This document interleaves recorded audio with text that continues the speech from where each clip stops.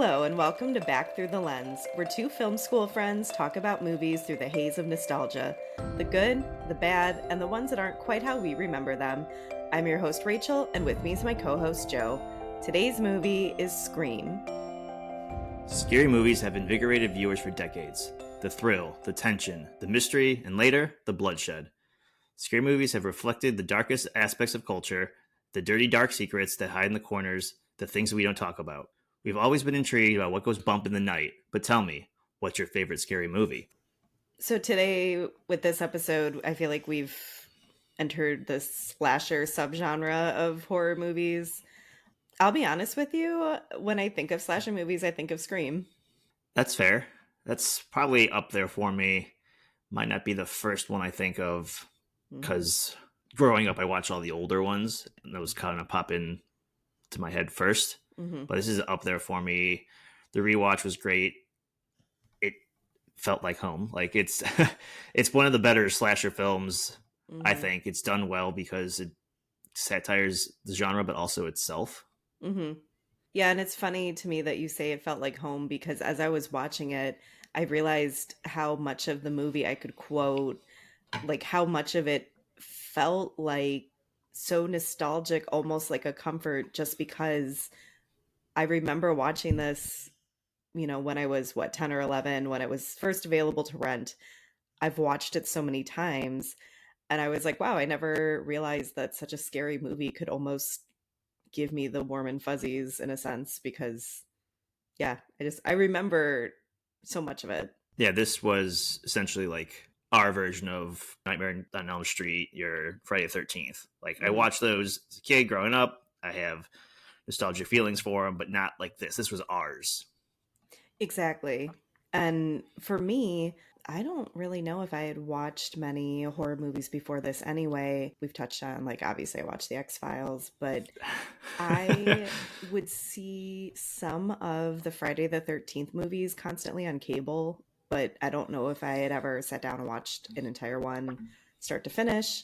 I didn't even see Halloween until I was older. Like, horror movies are a blind spot still in my, film viewing, which should come as no surprise, really. So if Ghostface called you right now, what would be your favorite scary movie? I usually say The Shining. Okay, good answer. What about you? That's tough. Like it's like picking your favorite meal. Like it's what is my mood? Yeah. Um, Amityville Horror jumps to the forefront of my brain. This is Okay. like it actually scared me. Mm-hmm.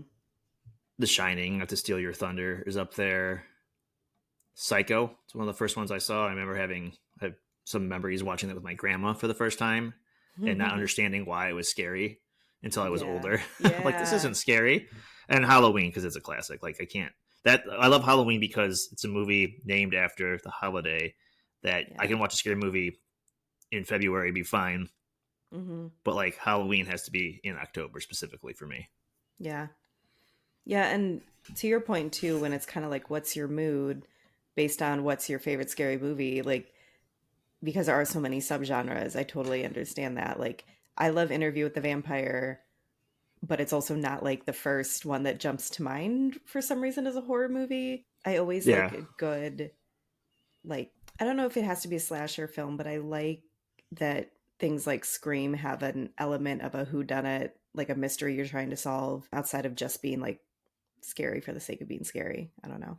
Well, that's why I like the movies in the 90s, the rejuvenation of the teen slasher movies, because it was more of a whodunit.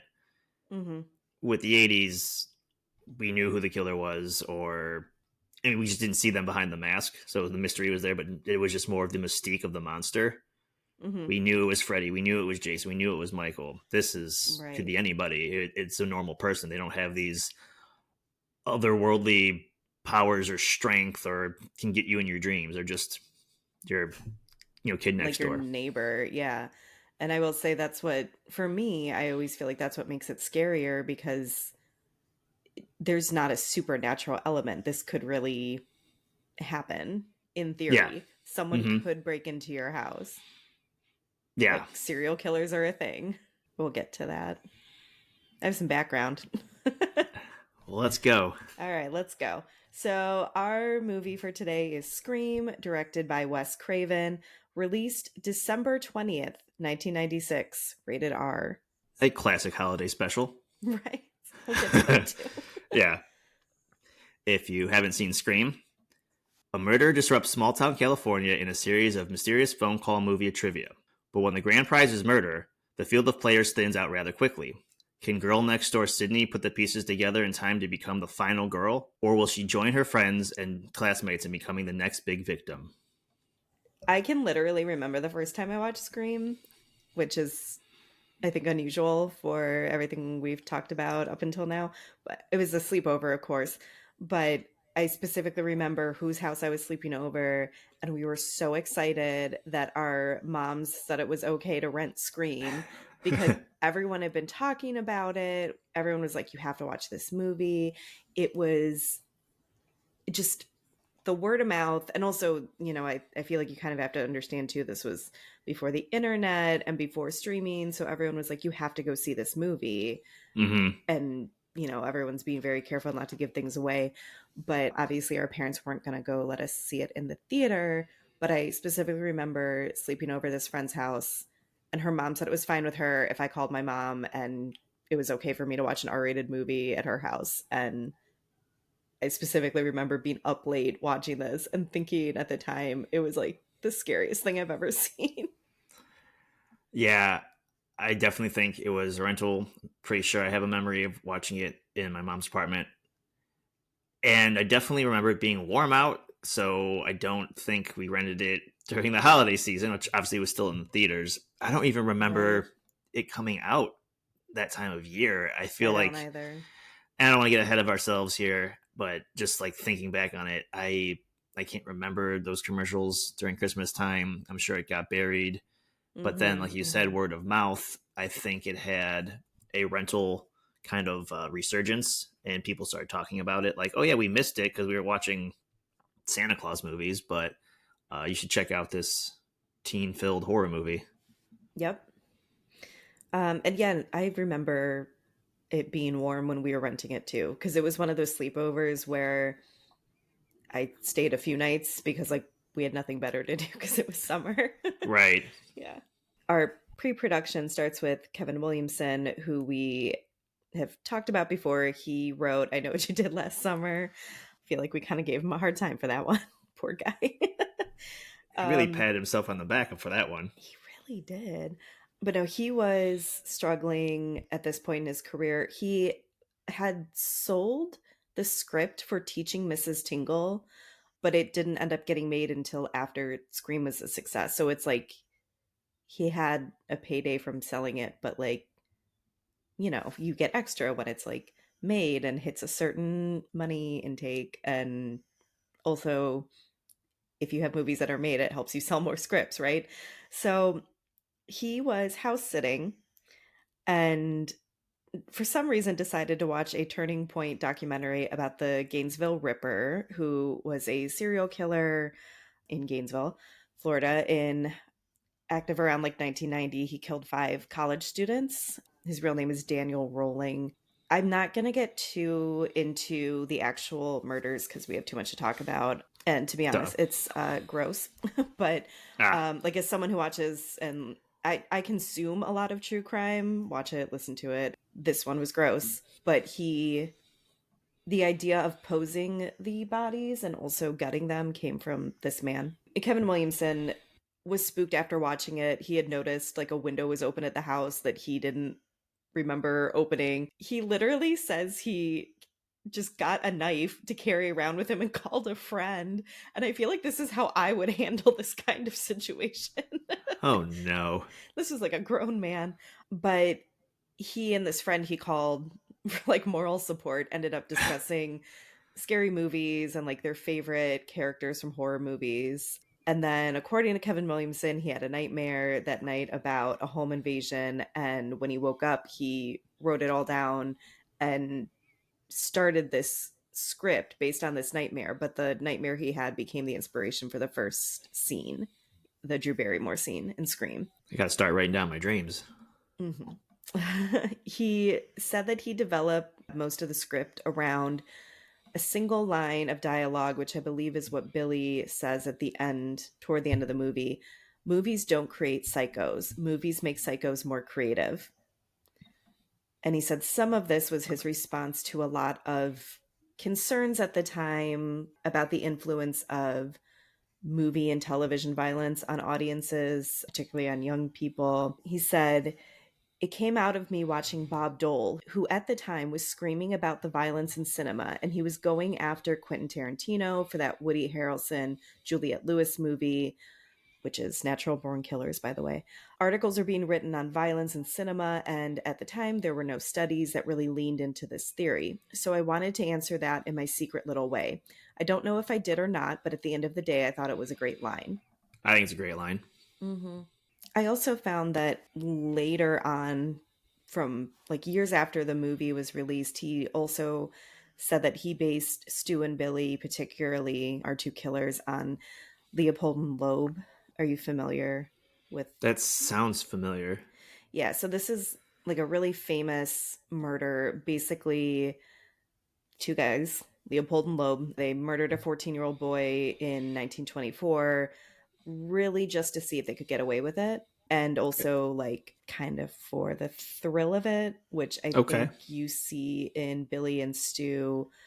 They also had this idea that they really could plan the perfect murder. We definitely see in Billy and Stu, I feel like, the cockiness that they've outsmarted everyone, supposedly. From what I remember about the Leopold and Loeb case, it like fell apart fairly quickly. I don't think they got away with it for very long at all. But if you've seen the Hitchcock movie Rope, that is the inspiration for that movie. I specifically remember in Rope, there's a scene where like they're having a house party and they have the body of the person they just murdered in the apartment, like in a chest, and someone's like sitting on the chest and they don't know that there's a dead body there. And these guys are like totally cocky about like getting away with this. Yeah, it's been a while since I've seen that movie. I was more in awe of like the camera work from what I remember at the time. I'd have to revisit. Yeah, that scene kind of sounds familiar, but it's been a long time. So the script went through a bidding war. Eventually, Miramax secured it for their Dimension Films label. I felt a little bad for Kevin Williamson because apparently Miramax was on the lower end in terms of the money they were offering, but his agent, I believe, told him if he sold it to Miramax, it would actually get made. And if he took any of these higher offers, there was a big chance it would just sit on the shelf for a while, like his other script. So basically, to him, he like took a chance to actually get something made. Wes Craven was approached to direct it, turned it down multiple times, which I was surprised about. I guess he wanted to try to move away from horror. There was a particular reason why he was not interested in doing more horror movies at the time. He also had been working on an adaptation of The Haunting of Hill House, and that was his like prime focus if he was going to work on anything in the horror genre. That ended up falling apart before, much progress was made. Also, his most recent film at the time was Vampire in Brooklyn, and that had flopped. Yeah. So I guess when they came back around and asked him again, he was like, yeah, okay, sure. According to the research I did, a lot of other directors were considered, including Sam Raimi, Quentin Tarantino, Robert Rodriguez, Danny Boyle. Kevin Williamson said that none of them really got the script and everyone saw it as a comedy. That is a theme I kept coming across of studio heads, different people seeing it as strictly a comedy or a spoof. And I understand there are comedic elements, but I just feel like it's so gory in some parts. Like, how did you all miss that? Maybe on paper in black and white, because again, it's satirical in a way that it reads as like dry humor. Maybe Yeah. I don't know. Yeah, there are some funny moments, but a lot of it comes from like maybe one or two characters specifically, or like one-liners. But the whole movie revolves around a couple killers, murdering the town folk. So, what a barrel of laughs that is, huh? I know, right? When I was reading all this, I kept imagining that in their heads they thought it was going to be like the spoof scary movie. That's what it sounds like, but obviously we're thinking that because we know what Scary Movie is, but it didn't exist yet because Scream didn't exist yet. Yeah. So yeah, it's weird. I should actually point out while this is all going on, the title is Scary Movie. Um, Ha! Literally up until the end of production, the title was Scary Movie. The Weinsteins changed it, and I haven't found a good reason why, but supposedly they were inspired by the song Scream had come out, the Michael Jackson and Janet Jackson duet. Mm. I don't know why that was what the Weinsteins took their title from, but apparently most of the cast and crew was really upset about the name change and they didn't like it. They also already had their like swag from set that said Scary Movie, so Oh. they were upset about that. Rose McGowan said in an interview, Rose McGowan, who played Tatum, said that she still has like her wine bottle. They gave out little wine bottles that said something about like to the cast and crew of Scary Movie, something like that, but it says Scary Movie, so she joked that she's waiting to sell it on eBay or something. That's crazy. Yeah. I'm glad they switched it Mm-hmm. because maybe people already we associate the movie title Scary Movie with the parody movie, You're right. Mm-hmm. but I can maybe see a little bit more now why the studios thought it was a comedy because that's a generic name, Mm-hmm. and I can see it kind of working, I guess. Yeah. And yeah, I guess when you're working on the film and you're all pumped for your movie coming out called Scary Movie, then they just change it to Scream. It also doesn't Yeah. sound very inspiring, I guess, either. Yeah, Scream doesn't really sound inspired. I think it's hard to imagine because now we've grown up with Scream being this very popular scary movie, right? And like you Right. said, Scary Movie is the spoof of Scream. But yeah, when you think about it too hard, I mean, I'll be honest, when I was doing the research and I was going through all the sequels, the word Scream lost all meaning to me. Like I even was looking at it like, is this a real word anymore? Right. Yeah. But I guess you can do that with any franchise, especially Right. like a singular word like Saw or Halloween. Mm-hmm. I don't recall ever thinking, what a dumb title. I was like, yep, Scream. You scream when you're about to get killed. It's a scary movie. You scream when you're afraid. So it made Yeah. sense when I was 11, 12. It makes sense now. Yeah, I just would really like to know what their reasoning was, especially being inspired by a random Michael Jackson song. Like, I don't know, that has no connection, right? Yeah. Yeah. That was not what I thought the inspiration would have come from. If anything, I, Right, yeah. if anything, it would be the very last line of the movie with Gail, like, breaks the news at the big farmhouse. She's like, it all started with a scream on a 911 call. And like, oh, I'm like Leonardo DiCaprio meme. Like, they said the thing. They said the thing. They said Yeah, scream. right, That's what yeah. I thought it was. Mm-hmm. Yeah, What do I same, know? actually. Yes. Yeah, what do I know? Apparently, the Weinsteins thought they knew a lot of things because this is not the first time they've butted in. Won't be the last. I mean, our non-directors on set. Yep. I guess I should mention for those unfamiliar, Miramax was run by Bob and Harvey Weinstein. I think they ended up leaving or closing down Miramax and eventually starting the Weinstein Company, but that is why they are so involved because they literally ran the studio that bought the script. For the role of Sydney, Reese Witherspoon and Vanessa Shaw were considered. Vanessa Shaw is Allison in Hocus Pocus. Reese Witherspoon looked too young next to the rest of the cast members, so she was like that ended her consideration. Kevin Williamson really wanted Molly Ringwald, but she felt she was too old at this point to play a teenager. Yeah, yeah. I can't remember how old she was at this point. I forgot to look it up. I, yeah, but just that checks out mathematically because I feel like she was their age in mid 90s in the mid 80s when she was doing all of her famous Right, movies. of course. Okay, yeah, you're right. So it's at least 5 to 10 years on them minimum. Yeah. Drew Barrymore was actually cast as Sydney. She eventually requested the smaller role of Casey, who is killed in the beginning. I think she just was really interested in that part and she thought it would be fun to play and that it would be a fun misdirect to be killed off so soon because like she was definitely getting top billing. She was like the more famous actor probably out of all of them, especially all the teens. And the Weinsteins thought it would also be a good hook to have the biggest name actor killed off so soon. They felt it was very Janet Leigh and Psycho. So, as they went on to again search for who should play Sydney, apparently their top three were Nev Campbell, Alicia Witt, and Brittany Murphy. Brittany Murphy having been Ty in Clueless. Apparently, Kevin Williamson and Wes Craven were so set on Nev Campbell, they like did her screen test first because they knew it would be so good that the other actresses wouldn't be able to match it. So they sort of like set it up so that the people making the decisions would see Nev Campbell first and then realize like everyone else wasn't as good. I mean, seems kind of like foul play, but I know. I mean, it worked, obviously. So they saw Mhm. something before the rest of us did. Yep.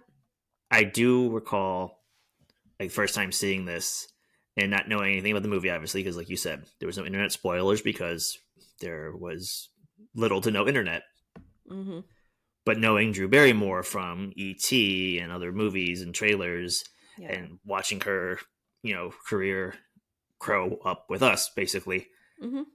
I definitely was like, oh my God, they killed the main person. Like, that's who you think is going to Yeah. outlive. That's going to be the final girl, right? It's Drew Of Barrymore. course. Yeah. Like, it's obvious. Like, well, we know she's going to outlive everybody, and then she doesn't. And I'm like, well, damn, that's kind of cool.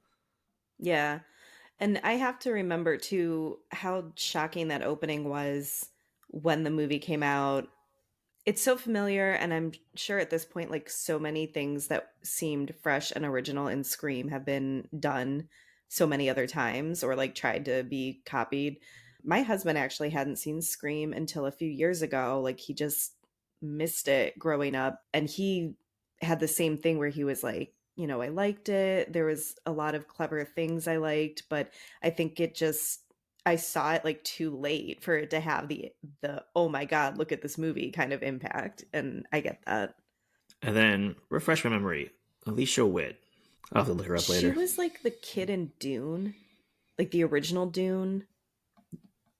The little scary child. Yeah, I think so. Ugh, I don't like Okay. any of that. Yeah. Sorry. I mean, she didn't get the part, so Oh, that's fair. Okay. the studio really wanted Vince Vaughn for Billy because they felt like he was a rising star. From what I read, he never auditioned because he got sick. And I just feel like that's a weird, like, I don't know. Maybe I don't know how fast things move in Hollywood, but I don't know. Could you audition next week when you're feeling better? Maybe it was like really sick. I don't know. Maybe. I don't know. Matthew Lillard, who plays Stu, he had auditioned for the role of Billy. Part of the reason why he didn't get that role in particular was because they said they couldn't imagine him making out with Nev Campbell on camera, which is also like so mean. Yeah. But also, Nev Campbell and Matthew Lillard dated for 2 years after meeting on this movie. So who's laughing now, studio? Yeah. Santa Rosa and Sonoma County, California were chosen as the film locations. Part of it was that there were so many shots that involved going in and out of houses. They felt like they couldn't do it on a set. And Wes Craven had a certain look he was going for with the houses in particular. Kevin Williamson he had set this originally in North Carolina, where he's from. We saw this, and I Know What You Did Last Summer. Why are you laughing? Oh. He wrote a script based off a dream he had after watching a scary docu series. Yeah. He wrote another script with the killers, greatly His inspired dad. by his father and his work uniform. He wants to put everything in his hometown. I feel like there's a therapy session here. He just loves his home state. Isn't all of Stephen King stuff is in Maine? Right, right. It's just funny to me when you say it out loud, when you read it on paper. Yeah, I get it. But yeah, Wes Craven didn't like the look of the areas they scouted in North Carolina. I'm not sure what exactly it was that he was looking for, but apparently the houses in Santa Rosa that we see in the movie were it. It's funny because I actually did a day trip to Santa Rosa when I lived in San Jose, and I know we drove by at least one of the houses used in the movie. I want to say it was Sydney's house, but seeing how isolated her house is, I'm like not sure anymore that it was it because I feel like we were maybe more in a neighborhood. But yeah, I saw one of them. I don't remember which. But Santa Rosa is very pretty. I can see the appeal. Both Kevin Williamson and Wes Craven wanted like this quiet, pretty town where the killings would be a really stark contrast and, seem to just come out of nowhere. Yeah. Yeah. I just love the fact that Kevin Williams was like, I really want to do in my home state, North Carolina, like the other movie we're going to do. Wes Craven checks it out and goes, no, I don't like the way this looks. Like, what a I don't, shot to the I don't heart. like how your state looks. I know. This is not what I'm looking for. Where's the big giant houses in wine country? Let's go. Right. Yeah, and that's what he had given some quotes saying he wanted this all-American look for the homes. And when I was watching this, I was like, who has houses like this? No. The town itself, when they're like in town at Yeah, at the the school. school, the police station, that has like old small town America feel. Hmm. And then it seems like their houses are like an hour away because they're so big in the middle of nowhere. Right. Yeah, because in the beginning, when Drew Barrymore's character gets killed, the caller says something like, we're out in the middle of nowhere, like 911 wouldn't come fast enough or something. And yeah, and like I said, Sydney's house looks isolated when she's walking around outside. Maybe Tatum and Dewey live more in town. That's actually a good point because when Sydney's sleeping over, that house looks a little bit more modest. Yeah, it still has like a really pretty wraparound porch, but it's not like this huge sprawling house. Obviously, Stu's house is ridiculous. Right. Yeah, Yeah. Well, um, he gives Rich Kid vibes. He's for sure. the rich character in I Know What You Did Last Summer. Oh, Barry. Barry Billy Stu, god damn it. Yep. Yeah, but Stu does give me some Barry vibes for sure. I could see that. Yeah. It's funny because when I was looking into the locations a little bit, the set designers like added all these different elements to make it look more like a old school haunted house, like horror movie house. Like they added stained glass windows and different things like that. Like they painted some of the walls red and then they were like, "Oh wait, now you can't see the blood as well." Like, Idiots. I know. It's funny you mentioned the stained glass window because I actually have that in my notes like way later on because it's Hmm. later in the movie, Yeah. and I don't think I've ever noticed that before. Hmm. Same. Also, like, what the fuck? Like, oh, that's quiet middle America, a giant house with a 15-foot stained glass window in your stairwell. Yeah, I thought that too when I was reading about the changes they made to the house. I was like, wait a minute, who lives like this? Not the average American teenager. Yeah, I'd like to know what all these kids' parents do for a living. Yeah, seriously. It's like the Home Alone theory. Like, what does Mr. McAllister do to afford that house in Chicago with Yep. all those people living there? His cheap Mhm. ass brother in law. Right. Yeah. We'll talk about that another time, though. Yeah. Let's move on. Questions for another episode. They were originally going to film at the actual Santa Rosa High School for the high school scenes. The district was fine with this, but suddenly changed their mind both due to the content of the film, because like kids are getting sliced up, and also the disruption they felt it would cause the actual students like trying to go to school during all this. I guess I don't understand why people don't read the scripts before they I feel like we've seen this happen a few times with various things. Either, like the guest actors in Happy Gilmore were like, "Oh my gosh, this script was so vulgar." And I don't know, do people like not read? I was going to bring that up. It's funny, the Happy Gilmore one specifically, but we've seen that in other episodes. We're like, oh, I can't Mhm. believe this is happening, or this is rated R because of this. Oh my gosh! It's also, I'm sure what the pitch is, it's a horror movie about teens that's filmed in your school. Right, yeah. But I guess production question is, couldn't you do it during summer break? Like, why do it while Yeah, school is maybe. literally like? I would understand. They said, no, you can't shoot in our school. We're trying to teach the youth of America. Right. Like that makes sense to me. Like, yeah, let these Yeah, kids learn. sure. Yeah, They yeah. don't. They close schools down now for voting day. I remember when I was a kid, gym class was canceled for the day. All the booths are set up. I remember when I first heard like, "Oh, there's no school because it's voting day." And I was like, "What? What's that?" Yeah, we went to school. We still learned. Yeah, I think we just didn't have gym. Yeah, Yeah. that was it. No gym today. Okay, I guess I won't be sweaty. Go run a mile and go learn geometry. It's fine. Just let me sit here and listen to you talk and I'll take my notes. It's like, this is how I feel about like icebreakers. Like when I started college, it was like, just Oh leave me God. alone Ugh. and let me go Yeah. to class. Yeah. I already have friends. It's fine. And if I don't, who cares? Leave me alone. Exactly. Yeah. I'm not gonna make friends by telling everybody like a weird fact about myself. I know. Well, I have less friends actually. and I remember for my icebreakers that they were making us do at my first college, you had to do something like name a hobby you have that also starts with the same letter as the first letter in your name. And it's like, well, what if I don't? Yeah, what would God? And like these things stress me out so bad. It's like, do you want to know my hobbies or do you want me to make up a hobby that starts with the letter R? Like, Right, what would that be?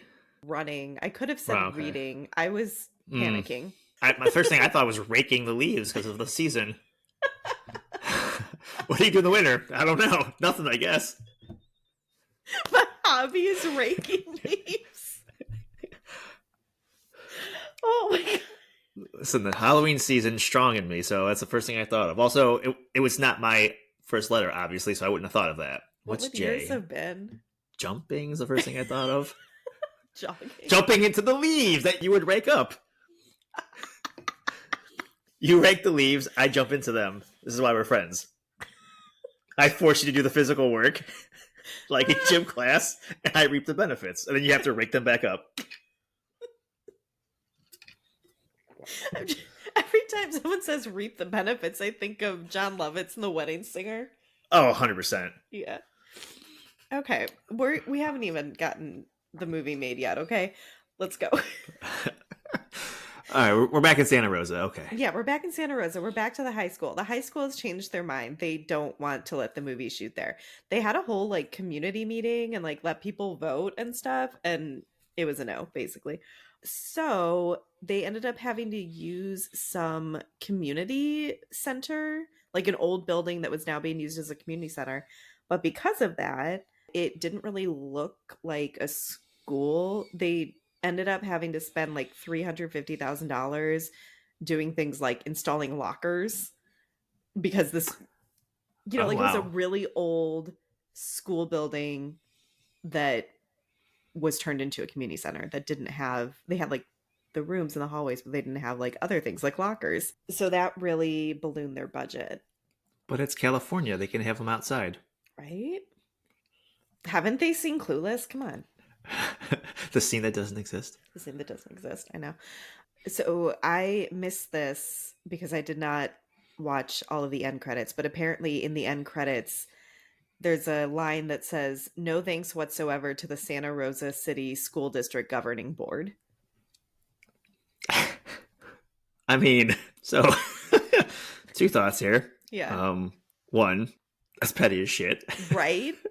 But two, that's also pretty cool and ballsy. I mean, Yeah. why not? It's your movie. You can put whatever you want in the credits, and And they did. if they thought about it and then changed their mind, I can see why I would be upset and petty. Like, we had a location, Yeah. you said yes, then you went, actually, when we read about the children dying in the school, while we're actually teaching children, we said no. And then spending an extra, what you said, $300,000 for lockers? $350,000. It For wasn't, lockers. I mean, it wasn't just for the lockers, but like that was a lot of, labor and stuff they had to bring in. So, yeah. And we'll see as we go through this that the budget was really tight and low. So, like, for this to cost so much money, like, I think that was a big blow for other factors. Oh, actually, that's my next note. The composer, Marco Beltrami, he had to work with a small orchestra. They said fewer than 50 performers, which I guess is something that constitutes a small orchestra. I don't know enough to tell you. But to compensate for the lack of string harmonics, which is like a lot of what he was using for Sydney's theme in particular, I believe, he told the string players to whistle to like add to it. And then he got Wes Craven to join in on the whistling. and some other people like Wes Craven's assistant and producers who were on set to like boost the sound because Huh. they didn't have more string performers in their budget. But in post, couldn't you just like double these things, layer them up? Oh, I don't know. I just love the idea. I hope there's like footage of just like them calling the director over and his assistants and like the AD and the guy holding the boom mic. Like, everyone just whistle right now. I mean, it's kind of what it sounded like because he was recording or something, and he said like, "Yeah, Wes Craven was there," and I pulled him out from the other room. Was like, "Hey, can you whistle?" Interesting. Yep. I did like though. He had mentioned specifically he did not give the killers a specific musical cue because he didn't want to give things away when they were around, which obviously made me think of Jaws. We have already discussed that at this point, the Weinstein brothers decided to change the name to Scream. Sony Pictures had a sci fi horror film called Screamers that came out in 1995. They ended up suing Miramax and Dimension Films because they said that the name Scream infringed on their copyright for Screamers. I didn't find too much about what happened after it was settled out of court, but I don't think many people remember the movie Screamers, so I think it all is fine. I do not. No. But it's funny because, again, they just like, oh, this is a great Michael Jackson song. It would work as a title for our movie we're making. And like, they really were hooked on this fucking title. I know. Yeah, I wish there had been, like, for me personally, I would like more, like, expound on that, please. So originally, the movie was given an NC-17 rating, which we very much don't want because it's like box office suicide. People who are under 18 cannot go see it, even with an adult. And obviously, they were targeting like a teen crowd. Again, Right. still kind of confused about how that works sometimes with it getting an R rating. None of my Yeah. parents would have taken me to see Scream and like sat through it. They would be like, get out of here, go see something else.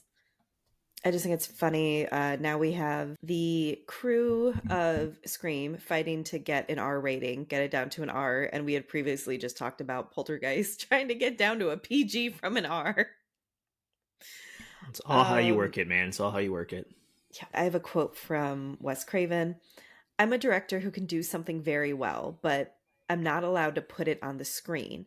And they ultimately get you, as they did on this one, on intensity. They say it's not a specific shot, it's not blood, it's just too intense. And I've added throughout my movie commentary what shots were considered too intense, what things had to be trimmed down. One of the producers said, "We did cut some frames, especially in the opening sequence. At the end, we said, hey, this is kind of a spoof. Do you see the humor in this movie? It's a spoof." And they bought it. After a few go-arounds, taking out maybe 7 little frames here and there, we sold them on the spoof aspect. It was a good move. So they had a list of directors they were considering when Wes Craven turned them down, and they didn't get it. They thought it was a comedy. Yeah. It was so funny. It was an NC-17 movie.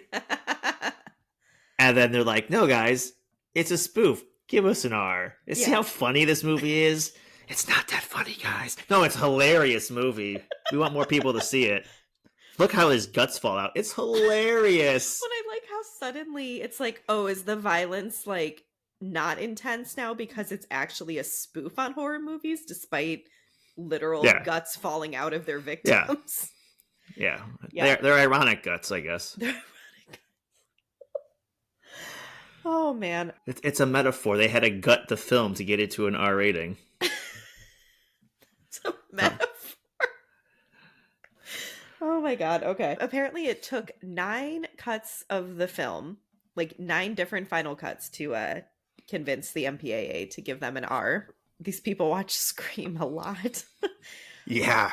So I feel bad, but I still felt like the opening, like the very opening credits, like with the title, were kind of cheesy because it's like you hear screaming and things are like whoosh whoosh. Mm-hmm. But that's okay. We get over it pretty fast. If there's one thing I've learned from this podcast, is no matter how good or bad the movie may be, the title sequence, the font, so very cheesy. The fonts are like so bad all the time. Could we not afford fonts in the 90s? Was there like a font recession? What's going on here? We had no designers. But yeah, obviously, like this entire opening scene is still amazing and scary, and I've seen it a million times. Mm-hmm. But I was watching this home alone, and just the little details, like you see that rope swing outside squeaking, and I mean, I don't know. I know everything that's about to happen, and I was even like looking over my shoulder because I was home alone. I was getting spooked. Like, And going back to the rating real quick too, it's mhm. this is the most intense scene in the whole movie, Yeah, which is great because it's the opening scene and you're trying to get your audience to like really pay attention to this little quote unquote low budget film, but then you're also trying to convince to get a lesser degree rating, and this is probably the most intense, not just like murder because you see I think the most gore in the whole movie is here. Everything else is just kind of like smeared blood, and you have stab wounds, but it's just like Stu's big giant floppy sweater. It's just really dark red. You don't see any cuts or lacerations for the most part, oh right. but here you see like literal guts coming out. Yes. The way they're kind of torturing Drew and her boyfriend Steve. hmm Yeah, this is like, oh yeah, it's a spoof. Give us an R rating. Watch maybe 10 minutes into the film. Start there. This was one of the sequences they did have to trim Yeah. to get their R rating. There seems to be a problem that the MPAA has with like I don't know how else to say this, but if the gore moves, they had to cut things like the boyfriend's intestines actually like falling out of him. If they Okay. showed it as a still, like the organs are out of him, but they're not falling, they're just there, like that was okay.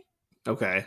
And this also came up again in the ending scene with Billy and Stu stabbing each other. There was a concern about blood rolling down or like dripping down body parts. And it was like, if the blood is still, that's fine. That's less intense.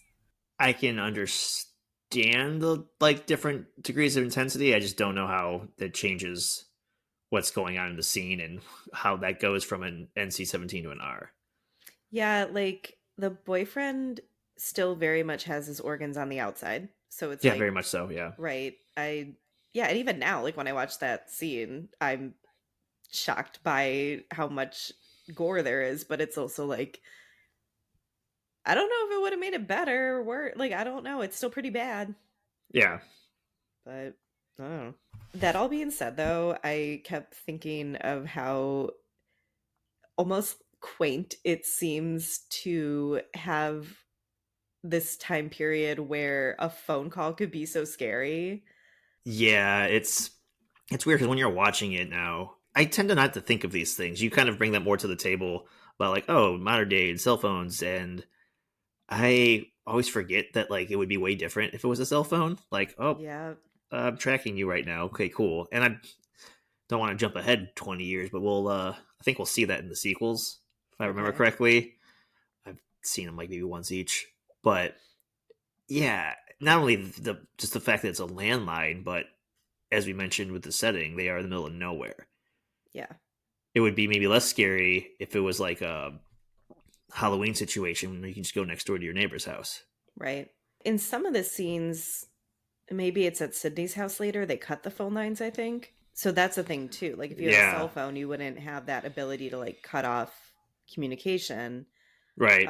But also, I mean, this is going to sound silly, but I'm being completely honest. When someone calls me that I don't know, I do not answer the phone. But that was an issue back then. You just picked up the phone. Yep. There was I know. no. I mean, I guess some people had caller ID later on. I don't know if it existed mid '90s yet, or if it Oh, was a popular thing. I have a statistic for you. After Scream came out and became a hit, caller ID usage increased 300%. Well, there's our answer. But I think of this scene all the time when like if I don't know why I would be at like a house that's not mine at night, but like whenever there's like floor to ceiling windows, or like even now in my house, like our back door is a sliding glass door that's, Hmm. top to bottom. I think of this all the time, and like literally this scene from Scream of like, oh, it'd be so easy for someone to just like break into this right now. Okay, good night. Like, I feel like this did to me almost what like Psycho did for people like being scared of being in their shower when that came out. Like Yeah. for the rest of my life, I've thought about how easy and like how easy it would be to break in, how like visible you are also if there were to be anyone out there like watching you. The vibe of like how vulnerable you are. I think very much like the shower scene. Like you're naked and Mhm. wet. Like you're about as vulnerable as you're going to get. Yeah.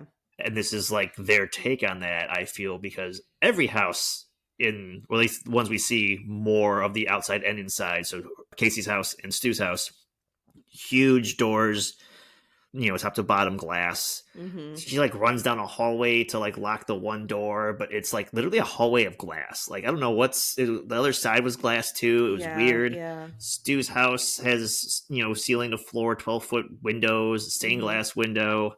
The whole fact that like being secure in your home, you still feel scared and vulnerable, and how alone you are. Yeah. Mhm. At one point while Drew is on the phone with the killer, she says something like, "What do you want?" And he says, "To see what your insides look like." That's fucking Yeah, metal. Like that it is is fucking like metal. Yeah. it's I'm terrifying. glad. Yeah, well, yes, that's terrifying. I like wouldn't know how to respond to that. I was like, well, that's fucked up. I like Drew Barrymore taking this role, as I mentioned before, just the fact that the big star is killed at the beginning. Mhm. But I love her performance in this whole scene. Mhm. Like, at first, it seems kind of spoofy. Like at the beginning, she's making popcorn, she's gonna watch a scary movie, and like Right. her dialogue and demeanor seem a little bit, as we'll see in the future, kind of like a spoof, like it's like the actual scary movie. Mhm. And she hangs up the first time, and then the phone rings again, and nothing really is happening yet. But that second ring, like she just hangs up and rings again, and it's a subtle like look she gives the phone. I noticed at this time, like her face is already like Mhm. scared. It's very subtle, and she just gets more and more intense. Yeah. Kind of like when we talked about the wedding singer, like these little Mhm. subtleties she has with her facial cues, Yeah. and then she gets like all out run and cry and scream, and that's also really cool. Yeah. No, she's great. I really feel like she's underrated, especially like as an adult. As an adult. Well, I feel like as a kid, of course, everyone was in awe of her, like in ET, but Hmm. then I feel like she kind of became like a tabloid staple for a little while. Yeah. And it was like, is she a good actress or is she just famous? Like, is she just a name draw? But I'm a I Drew don't know. Barrymore fan. It's fine. I felt she was very scared here. In contrast, I kind of like forgot about Steve, Oh like yeah, fuck Steve. his existence, even. And like, obviously, it's a big part of the whole thing because like she watches Steve, or well, she doesn't really watch him get killed. She hears it and then the Yeah, lights come back on. But it's like, oh, poor Steve. I forgot you even existed and you're like out of here so fast. yeah. I tend to forget every time, even though it's like I forget, and then as I'm watching, I'm like, oh yeah, Steve. Of course. How do I forget Steve? I remembered Steve. No, I don't. I think he's just pretty much there to make the threat real. Oh, for sure. Yeah. I do love that line you kind of touched on, where he's like the killer on the phone's like, turn on the patio lights again. Hmm. Because the first phone call, she's walking around locking the doors and checking outside when he's like kind of messing with her. She thinks it's a prank, which is that little like subtle, that word, that delay in that word Yeah. is like, oh fuck, you are watching me. Yep. So after Mr. Ghostface is in the house, you don't see much of him. And there's a Hmm. scene where we like Casey's looking through like an archway or whatever to, I don't know, family room or whatever, some other part of the house, Hmm. and the killer runs by and it's so quick, and he's not a blur but kind of, because he's his costume's like Hmm. all dangly black and Yeah. whatnot. Yeah. And I remember as a kid thinking like how scary that was, because you couldn't see anything. Someone's there. It almost looks like a monster or something like unhuman. Yeah. And I remember, maybe I'm making this up, I don't know if it was in the trailer, because I don't fully remember seeing the trailers, Yeah. because again, Christmas time. But I had to have, because I remember I was excited when we finally rented this movie, so maybe it had a resurgence or something. But I remember seeing this in the trailer, thinking like, what is this? Like, what is this movie about? Yeah. And I guess to that point, too, though, the this idea of the killer being in a costume, I think it's important that they killed Steve first because, like, not saying this wouldn't be serious just because you're using a costume, but it could have played as a little silly when you first see it. But because they've already killed Steve, like, you know this shit is serious. Yeah, And so does Casey. right. I did read that, in addition to this being part of what they had to trim for their R rating, they had set up like a fake body for Steve, but without the head. Okay, so they made a cast of Steve's body, they set it in a chair, and Steve, the actor, would like kneel down behind it and like just put his head over it. So they tried to do the same thing for Drew Barrymore, but it didn't really work because they, hang her from a tree when she's dead. And they had to make a cast of her entire body, including her face, which I've always thought like her face looked really weird and waxy, but I was like, I don't know, man, she's dead. So like, I always thought her face looked weird too. And again, on this watch, and it's so quick. And it was like a POV. I'm guessing it's like the dad running to her. Are we supposed to think that? You see the mom screaming, drops the phone, and maybe even like I think she falls out of the shot. I don't know if she faints or whatever. And, yeah, like, yeah. you see like the dad starts to run, so I don't know if that's a POV of the dad running to his daughter. Oh, when And they like zoom in, yeah. yeah, and they cut it appropriately so because like you're getting close and the face does look wonky. Like Right. Mm-hmm. it looks like she's been dead longer than like 3 minutes. Right. Yeah. Yeah. So this was another part that the ratings board had a problem with. The zooming in on her body that had obviously been like mutilated, but Mm-hmm. also when she's running across the lawn and Ghostface like grabs her and it's slow mo and he stabs her with one hand. Doing it in slow motion was too intense. But apparently that was the only take they had for that. Like they filmed that shot in slow mo, so they couldn't replace it with anything else. So that like allowed them to keep it in. Wow. And I guess in addition, or like kind of in exchange for that, they shortened how much we see her dead body, and they shortened some other things we'll get to. But also at the same time, this scene became like so iconic and it's like considered such a great opening that literally in my research there were whole articles that were about Scream but only talked about the opening, or Wow. like only talked about Drew Barrymore. Like I think they said it was 5 days to shoot this scene. Hmm. There's a lot of effects, gore, obviously body casts, and they're shooting an entire sequence in slow mo. So in and out of the house, Mm-hmm. I'm sure there's some stunt work with the breaking through the glass and stuff like that. So Yeah. yeah, I can see it, but it's funny because it's like 5 days of maybe was it 5-10 minutes? Right, like I think like 10 minutes. Yeah, You know who didn't like this scene at all though? the ratings board. The ratings board. Also, the Weinsteins. They were being sent the dailies, which, for those who are unfamiliar, everything you shot in a day, like you'll send that to the studio or to like the director to review, whatever. So it's like unedited footage. But they were really unhappy. They kept calling the footage workmanlike.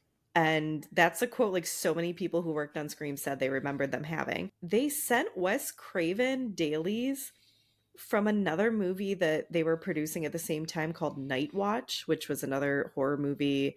It was released in 1997. Again, this is not on my radar. But Nope. they were like, this is how you make a movie. Yeah, Mr. Craven. You've not known for doing any sort of horror movies in your life. That's what I couldn't get over. It's like, let us send you the dailies from this other movie we're making so we can show you how to make a movie. And it's Wes Craven, Right. who famously has made movies before. Horror movies specifically, yes. Yes, exactly. Yeah. Just love that. Just the ratings board. Slow mo is intense. Like I guess like because you like see more of it. Like you really see the stabbing. yeah, it's also like guys, it's a horror movie. It's supposed to be intense. You're supposed to be afraid. Mm-hmm. Right. That's the point. Oh, I'm sorry. It's funny. No, it's funny. It's a spoof. Didn't you hear? Yeah. See the slow mo. It's funny because um, she dies. I don't just the whole logic just confuses me sometimes. We talk about these movies and like the ratings board and like how the directors like spin it to get what they want, which is Yeah. fabulous, by the way. Yeah. Bob Weinstein was particularly upset with Drew Barrymore's hairstyle because he said she lacked sex appeal. The hairstyle specifically, Because she had a page boy, like the short hair with the bangs. Page Boy. I mean, yeah, I guess I don't know. I never the hair didn't do anything for me one way or the other. But Well, like, if someone says the name Drew Barrymore, this is what I think of. yeah, I think of this or I think of The Wedding Singer, which is also the short hair, like just in a different styling. But yeah, Yeah, 90s Drew Barrymore with short hair. Like, please get over this. And I lack don't sex think, appeal. could you imagine anyone watching this movie being like, I guess that opening sequence is okay, but I don't know. Drew Barrymore wasn't sexy enough, so it didn't really work for me. Specifically, her hair was not sexy enough. Specifically her. Yeah, not the like blood gushing out of her heart. Like, oh, put her in a different outfit, maybe. I don't know, maybe something more revealing. She's at home by herself watching a movie. She could be in like a onesie, like nightgown thingy, some pajamas, shorty shorts. I don't know. No, her hair's got to go. Everything's fine. The hair's got to go. So this was a quote from Kevin Williamson. Wes got a phone call from the studio, and I was sitting behind him in my chair, and I just saw his back slump. He just started sliding down the chair. They didn't think anything about it was good. They didn't understand the lack of footage, and they didn't see his vision for that sequence at all. And I think what he means by lack of footage is that they shot it all pretty much in order and didn't really do too much like extra takes because I Because guess he they was probably happy. couldn't because you'd have to like, and also like you'd have to clean up all the blood and start over. Do you know what I mean? Like, Yeah. but yeah, Drew Barrymore confirmed they pretty much shot it all in order because of that, because you can't like undo like how Yeah. messy it's gonna get. Makes Um, sense. Yes. yeah. Yeah, they also the Weinsteins felt like the mask wasn't scary enough. They thought it was like a joke. They not like haha, it's a joke, but like, are you kidding me? This is like what the killer looks like. Too many instances in this discussion of like, it's a joke, it's funny. Yeah. It's so um, funny. they had made this deal kind of with Wes Craven where they were like, you can keep this opening sequence the way you wanted, but we get final decision on which mask you're going to use because they had developed like slightly different versions of the original Ghostface mask that I think was seriously just found like at a costume shop. They sent the Weinsteins like an edited together version of the opening scene, so it wasn't just the dailies anymore, almost what it would look like in the final product. Like they obviously didn't have the music yet and whatnot, but they also edited in different versions of the mask to see which ones they felt worked the best. Huh. And after all of this like pain and strife, Kevin Williamson said, after we showed Bob the cut sequence of the opening scene, he said, what do I know about dailies? Keep going. Yep. Let the guy you're paying to direct, I guess. Yep. And they also Yeah. were just like, yeah, keep the original mask because none of the other ones worked. It's just like real life. You go to work and your boss tells you to do something like that doesn't work. Then you prove them wrong. They're like, "Oh yeah, my bad. This is why you're doing your job. Okay, keep it going." Mm-hmm. So at the end, the scene, obviously, Casey, Steve are dead. The parents come home Mm-hmm. almost in time, which I think is, sad. And It's so much more brutal. Like that she yeah, actually sees her parents. yeah, as they pull up and they're walking through the house and it's a mess. Like I said, there's like broken windows. She's making like Jiffy Pop popcorn and it's Mm-hmm. catching on fire. And what a waste of popcorn. But like the house is smoky and Yep. things are broken up and smashed and there's probably blood everywhere. Mm-hmm. And so, of course, like they're looking for the daughter, and the mom picks up the phone to dial 911, presumably. But Casey already was trying to do that, and Yeah. she's on a, She's again, still a on the landline, line. a Mm-hmm. cordless phone, if you will, and she can just hear Casey like her last literal breaths, and she's I'm like, that's so heartbreaking. Yeah, so intense. And like that was something that struck me. I remember the first time I watched this, like I don't know if we ever like, and you can tell me because I feel like you've probably seen more slasher movies than me, but do we usually get kind of the other side of it where you're actually seeing the family discover what happened or like any kind of like family reaction like that? I don't know. That stood out to me when I was a younger person watching this. I can't think of anything off the top of my head. I'm sure there are examples, and then there's horror movies are like heavy metal, and there's so many subgenres and so many bands or films that it's hard to keep Mhm. track. So I'm sure the quote unquote experts of this will know better. But Mhm. this is the only one I can think of, but it's Yeah. also the one that impacted me the most because like just the way the mom's like, I can hear her, and it's like, oh I god. know. And It then like really Casey like Mhm. whispers mom as she's like getting stabbed to death. Yeah. It really to me added like this level of humanity to it, I guess. Like not Yeah. just I don't know. I feel like there are different like 80s slasher films or whatever that you could watch and just be like, it's a dumb horror movie and I'm watching it for like to see what the kills are like or whatever. And Yes. this Yes. added another layer, I felt. Hmm.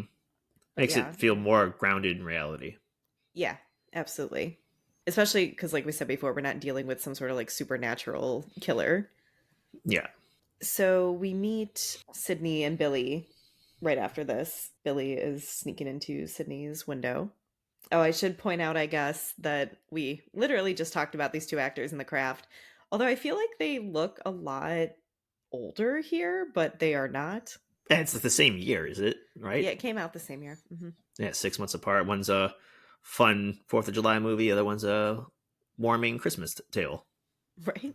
They do look older. Part of it, I think, is Skeet grew his hair out. Clearly, like Hmm. he looks like a cool kid now.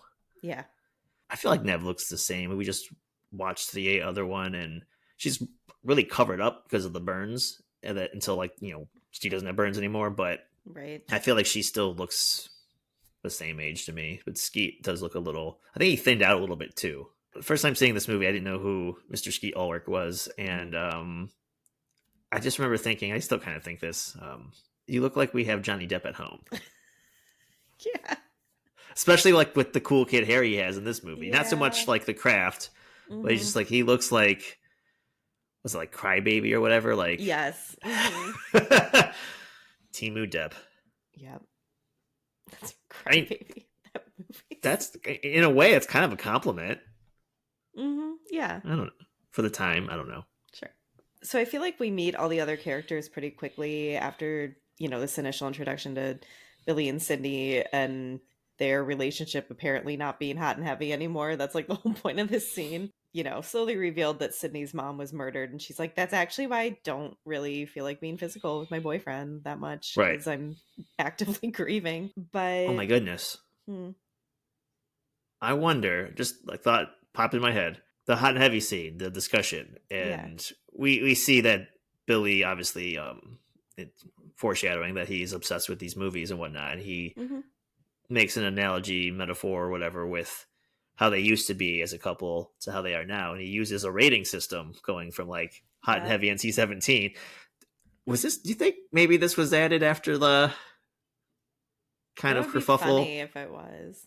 Because the whole movie is like I wouldn't call it spoof or satire, but it's very self-aware, Yes. and that's what makes it good. Hmm. Interesting. I wonder.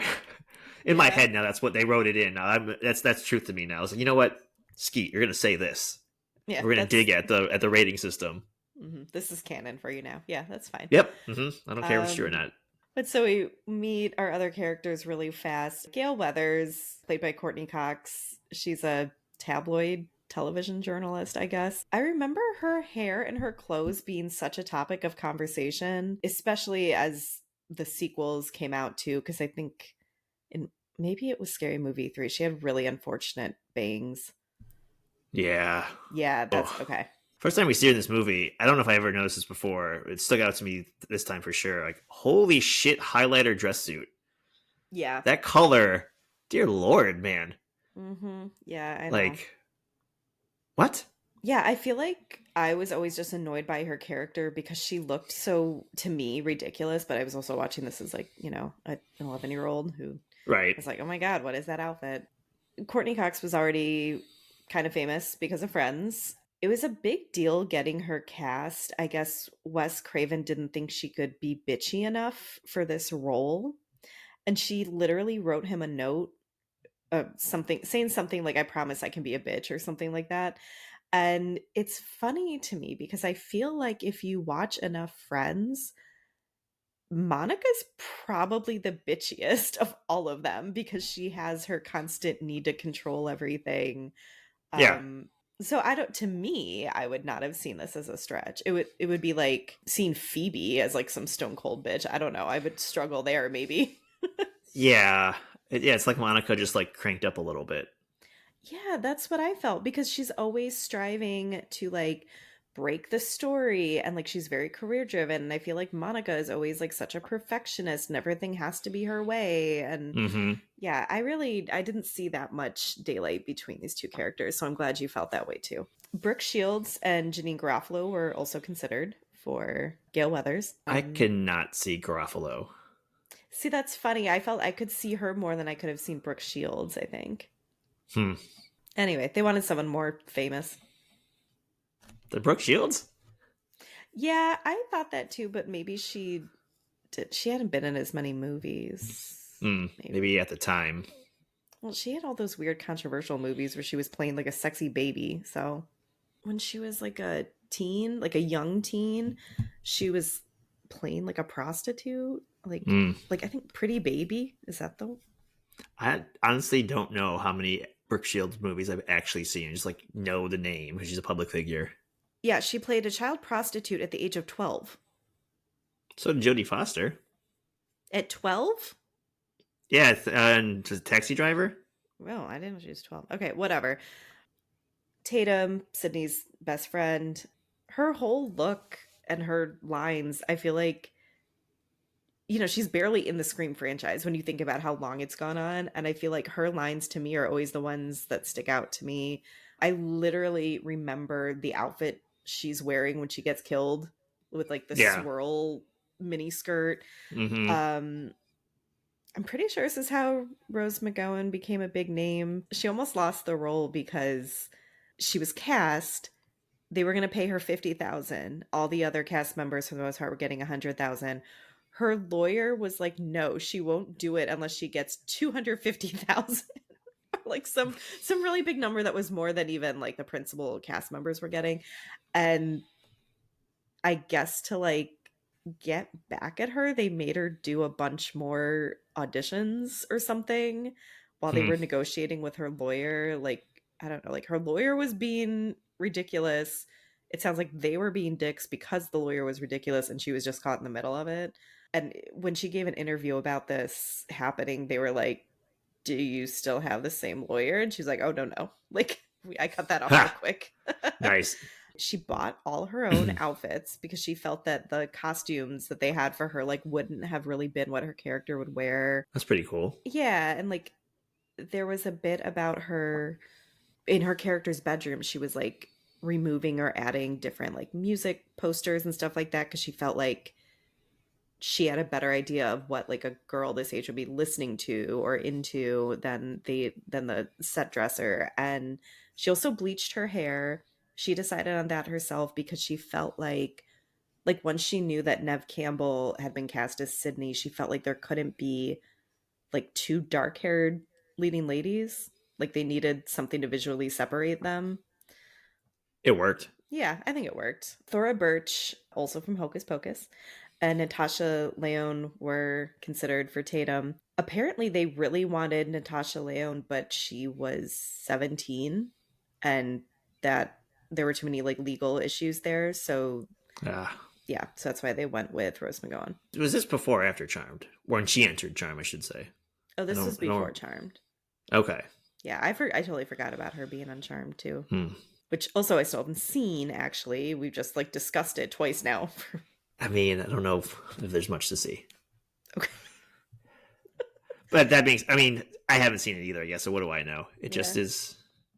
You've I feel just like, seen it like silently run at the gym. yeah. Yeah. Knowing that it's kind of, or maybe highly likely, a kind of stolen version of the Craft TV show.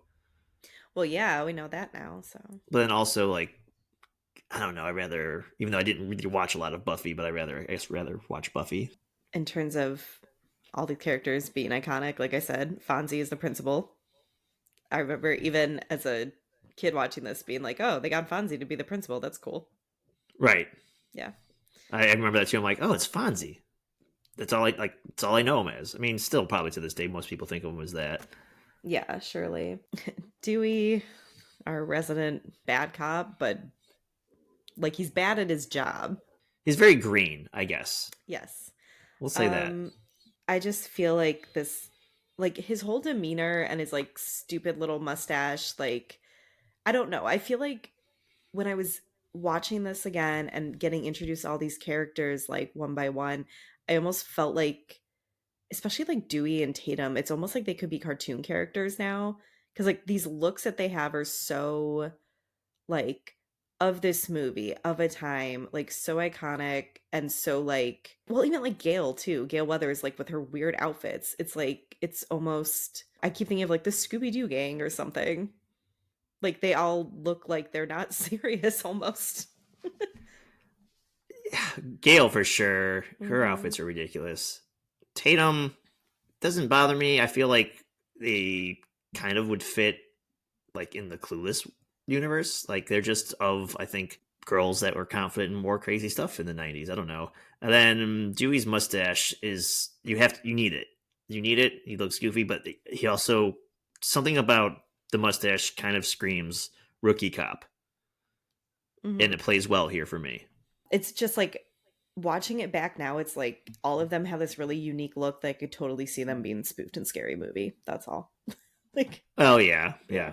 Stu, played by Matthew Lillard. I feel like he's maybe better known for playing Shaggy in the Scooby Doo movies now, but his facial expressions always remind me of like early Jim Carrey.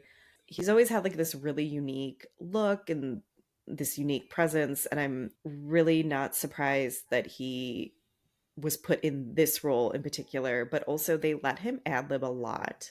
And I think even Kevin Williamson said he improved the script and he made it a lot funnier. Well, it's a comedy, of course. Right, it's a comedy, of Yeah, course. that's funny. I only think of him as Stu. I don't think I watched the Scooby Doo movies. I just felt like I I like just the actors playing it. I'm like, mhm. I don't want to see them like that. I didn't know. Maybe I should give it a try. The other thing I think of Matthew Lillard from is 13 Ghosts. See, I think of him from SLC Punk. Yeah. Okay. Yes. That's not the first thing that jumps in my head. It's always Scream. That's first and foremost for me. Randy, played by Jamie Kennedy. This is our resident movie nerd. He guides the audience through a lot of the movie connections and the horror movie rules. It's so funny to me because I feel like Jamie Kennedy was like a name I knew when I was younger, but like I don't know what else he's been in. Apparently, Wes Craven had to really fight to get him cast in this role. They really wanted Jason Lee because of Mallrats. They were interested in Breckin Meyer, who is also in Clueless and The Craft, and Seth Green. Wes Craven and Kevin Williamson appreciated his innocence and comedy that he brought to the portrayal. Again, because we're making a comedy. I guess the studio had said something like, we want someone with more credits to their name. And Wes Craven's retort was that Johnny Depp didn't have any credits when he cast him in A Nightmare on Elm Street. So, Right. yeah. But Russ Craven doesn't know what he's doing when it comes to making horror movies. Yeah, again, just like leave this man alone. But I will say, when I was watching this one back, it was really funny. Like, we watch these movies closer because we have to take notes on them, right? Right. Um, it was funny watching it so closely and knowing there are two killers, like trying to like you can see how these things worked, like how the attacks worked, but then Yeah. also like trying to figure out like which one is doing which. After the first watch 100 years ago, I feel like anytime I watch a movie, I play that game in my head. Like, oh, is this Stu? Is this Billy? Yeah, I guess like I just always envision it being Billy, which like obviously is not the case because we see the few times that he's like when he's caught with the cell phone or he's in jail, like it's obviously not him, but Right. I'm sorry, the cellular phone. Cellular telephone. We'll get to that. I really like this scene where like Sydney's home alone after school and everyone's been hearing about the murders. They like start having a curfew or something, and I didn't realize how much the music did. Like when she's going to put her coat away in a closet, I think, and you really are primed to expect someone to be in the closet. And even when she opens the door to the closet, there's like a musical cue that's like, it almost could have been cheesy because it's almost like adding to the sound of the door opening, like a. The music itself is really giving me like false scares. Yeah, and that's what you want in a comedy. You want people to build your tension up, right? Shut uh up. no, to your point, yeah, I thought that was well done because it is more of a slasher whodunit versus just like a big powerful movie monster slasher, and they clearly are more of the real people. The threat is more real, so Yeah. and then the opening scene doesn't the killer come out of her closet or one of the killers come out of her Well, closet yeah, because he's that's in the the thing house. too, is like you get the fake scare where nothing actually does come out of the closet. And then later, after she's fallen asleep on the couch and wakes up, he does come out of the closet.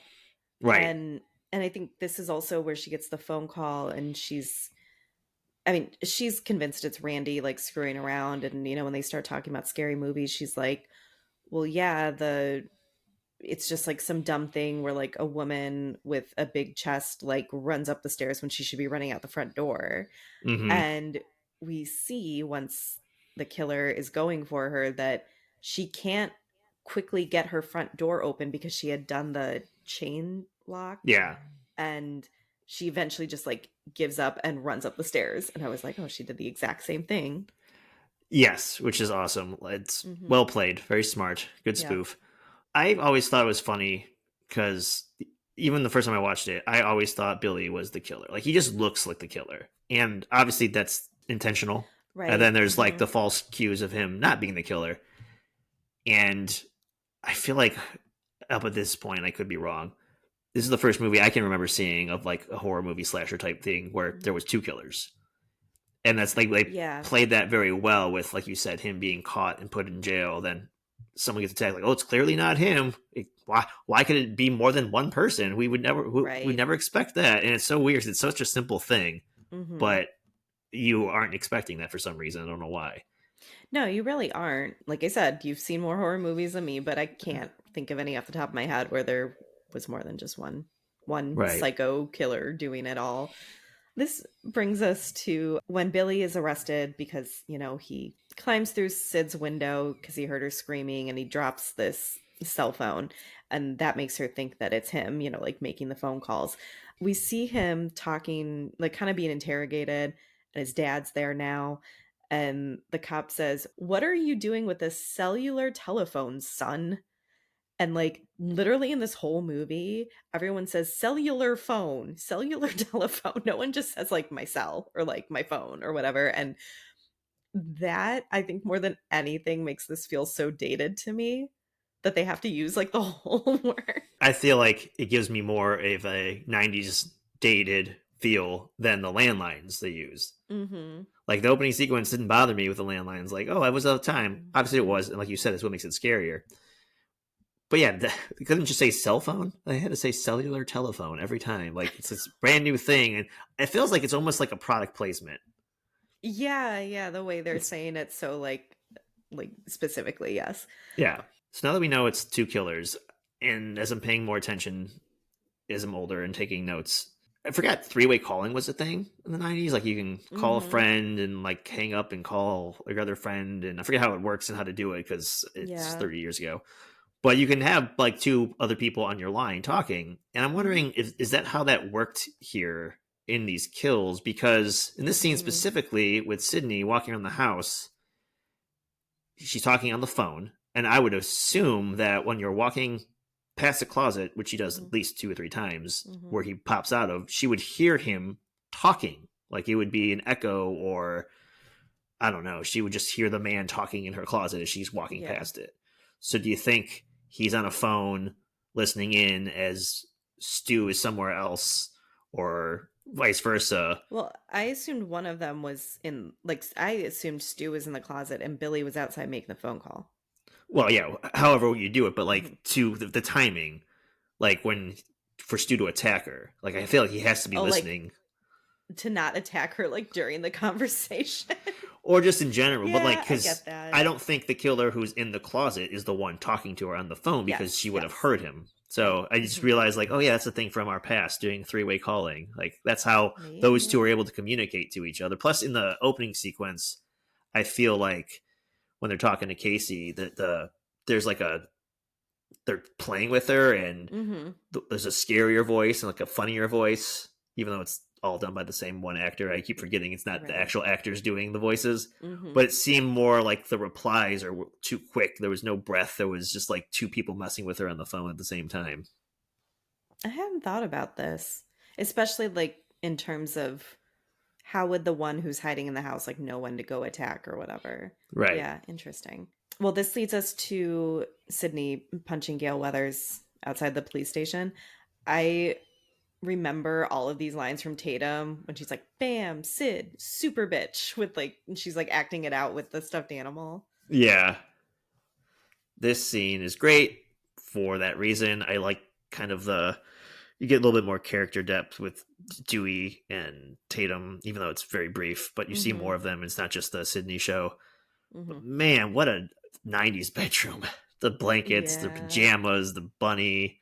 Mm-hmm. I don't know. It just it that one also the term cellular telephone and just seeing Tatum's room was like, whew, Yep. hello 90s, Yep. welcome, we're back. We're back. You mentioned music from this very small 50-piece orchestra, but the music choices they made, I feel like I may have never heard Red Right Hand until this movie came out because I don't know, I was 10, 11 years old. Mm-hmm. I can only associate it with this film, and it's like two or Mm-hmm. three times they use it, and it's just done really well. Mm-hmm. And I don't even know why, I just love it so much in this movie. Yeah. No, it works very well. I vaguely remember there being like an X Files soundtrack that came out, and I feel like this song was on it. So this leads us to a conversation between Gail Weathers and Sydney, where we learn, Sydney's mom was killed, and Sydney is kind of the one responsible for putting the killer away, a man named Cotton Weary, that I think her mom was having an affair with, maybe. But Sydney swears that she saw Cotton Weary leaving that night. Like she recognized his coat. Gail Weathers is convinced that it was someone else framing Cotton Weary, and she's writing a whole book about it. But they get into a very frank discussion about like Sydney's mom's sex life. And I just was like, I can't imagine having this conversation with like the teenage daughter of a murdered woman. Yeah, that's very Yeah. insensitive, to say the least, I guess. Right. Well, and I also forget that, because all the high schoolers like look a little bit older than we Hmm. did in high school, that they're like technically supposed to be underage. Yeah. Also, that's just weird that Gail's hanging out by the high school in a news van. Yeah, it's weird like the things she could get away with, I guess. What I do like in the scene, though, is we get a little bit of doubt in Sydney, Mhm. and it kind of humanizes Gail a little bit because, like you said, she's kind of that tabloid news reporter, first on the scene. Let's get all the sensational stuff, the gore, the Mhm. murders, but she's writing a book on Cotton being innocent because whether she's trying to use that to get fame or not, but it kind of starting to show she's trying to change her career trajectory and be more serious. Mhm. That's kind of cool. But then also, but then it's as quickly as that happens, it's just as quickly washed away when she's like, "I could save a man's life," and the cameraman's like, "Yeah, that's great." She's like, "Think of what it could do for my career." I'm like, "Oh, damn it!" Yep. Yep. It's more selfish than selfless. Mhm. They're having like outside lunchtime like they do in California, Yeah, like you do. and Stu and Randy are just like talking about killing and killers and being very insensitive to poor Sydney, right? Right. Yep. And I think Randy makes a reference to Cotton as being like their local candy man. And Mm. I only bring this up because like as I'm watching it this time around, I was like, how meta is this movie? How many other movie references, how many Wes Craven references or just horror movies are they like gonna nod to or talk about? And like I Mhm. lost count, I think, but I feel like we're at 6 already and it's been like 12 minutes of the film. I could And see obviously that. the movie nerd's gonna be playing that up. Yeah. And in the very brief high school scene, we get like people making light of the killings, and they now, of course, bought the outfits because you can just go to your local Spirit Halloween or whatever they had at the time. Right. But I like the foreshadowing here that it's two kids Mm-hmm. wearing these costumes, pulling pranks and scaring kids in the hallway. Mm-hmm. I thought that was kind of nice. Yeah, I didn't even catch that, but yeah, you're right. We get this conversation between Sydney and Billy where obviously she's like, sorry for accusing you of murder. And Right. My bad. yeah. But it turns into a conversation of him talking about how she hasn't been the same since her mother died. She's been like standoffish and like all these things. And we learn that it's almost a year to the day that her mom died. It's like almost a 1 year anniversary. And, Sydney's kind of defending herself, like, well, I'm still grieving. And there's some illusion when she's talking with Gail that she might have seen some of it happen or some of the attack or something. So, like, not only did her mom die, like, she might have seen some, like, really traumatic stuff. And Billy's just like, yeah, it's been a year, like, move on, jeez. And I don't know. This was a weird conversation because he's like, you haven't been the same since your mother died. And I was like, yeah, that's actually like perfectly reasonable. Especially like as Yeah. a teenager and stuff at an age where you like still are dependent on your parents. Right. Yeah. It's not like she was, I don't know, in her 40s and lost her mom. Which is still, and at least especially In that way, it would it'd still be be horrible bad and traumatic. Like, It's come on, just, man, get over it. Yeah, it does seem like there's a couple scenes where they talk like that. It's just like, all right, calm down, guy. Like, Mhm. obviously, we learn later he's not exactly sensitive. Well, right, obviously. Yeah, we learned that her mom was supposedly having an affair with his dad, and that's why his mom left. So I was confused about something because the opening scene where Billy like sneaks through a window, he says they were dating for 2 years. And what, like a year ago, he decided he was going to kill his girlfriend's mom because of the affair. And then like a year later, like he's like, I'll wait a year and then I'll kill my girlfriend too. Like it's just It takes a lot of planning. They're trying to do the perfect murder. They're trying to get away with it, and obviously Mhm. Billy's gonna know he's like prime suspect, so he needs Yeah, I guess. I wouldn't say motive. He has the motive. That's why he's prime suspect. He needs a partner so he Yeah. can people can be murdered while he's locked up, and it's I don't Yeah. know, a lot of planning. It's always, and there's also the thing with like anniversaries and whatnot. It makes it more significant, I guess. For sure, yeah. They're trying to be clever. I always like this shot though when Sydney's in the bathroom after this conversation with Billy and she's at the sink. She thinks she's hearing something, and then eventually you see like one leg at a time stepping down from, you assume a toilet in a closed stall. You just see like one foot and the other foot, and then you see the black robe fall down. Yeah. And it's kind of funny because it's like just such an obviously like cheap like polyester robe, Oh yeah. but also at the same time so scary because like obviously you know what this robe means by now. So Mm-hmm. Well, because we already see the pranksters, and like there's some girls in there like kind of talking shit about her.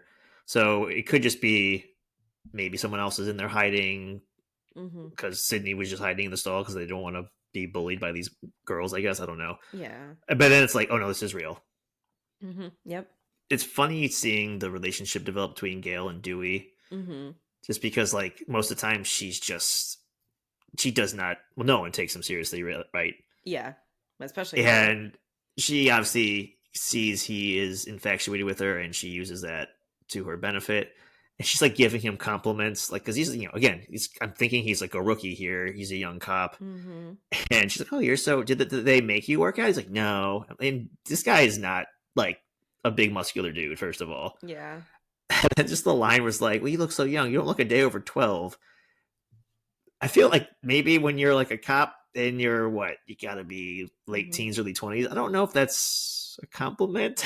Right, yeah. I don't know, but he takes it as such, and I think that's playing on his innocence a little bit, or if I can go back a couple episodes, his earnestness of the character. Kevin Williamson loves those earnest characters. Right. Um I actually forgot to mention that Dewey was originally written as like a big jock type, like a lot more capable, David Arquette had come in and just read for like various like smaller roles.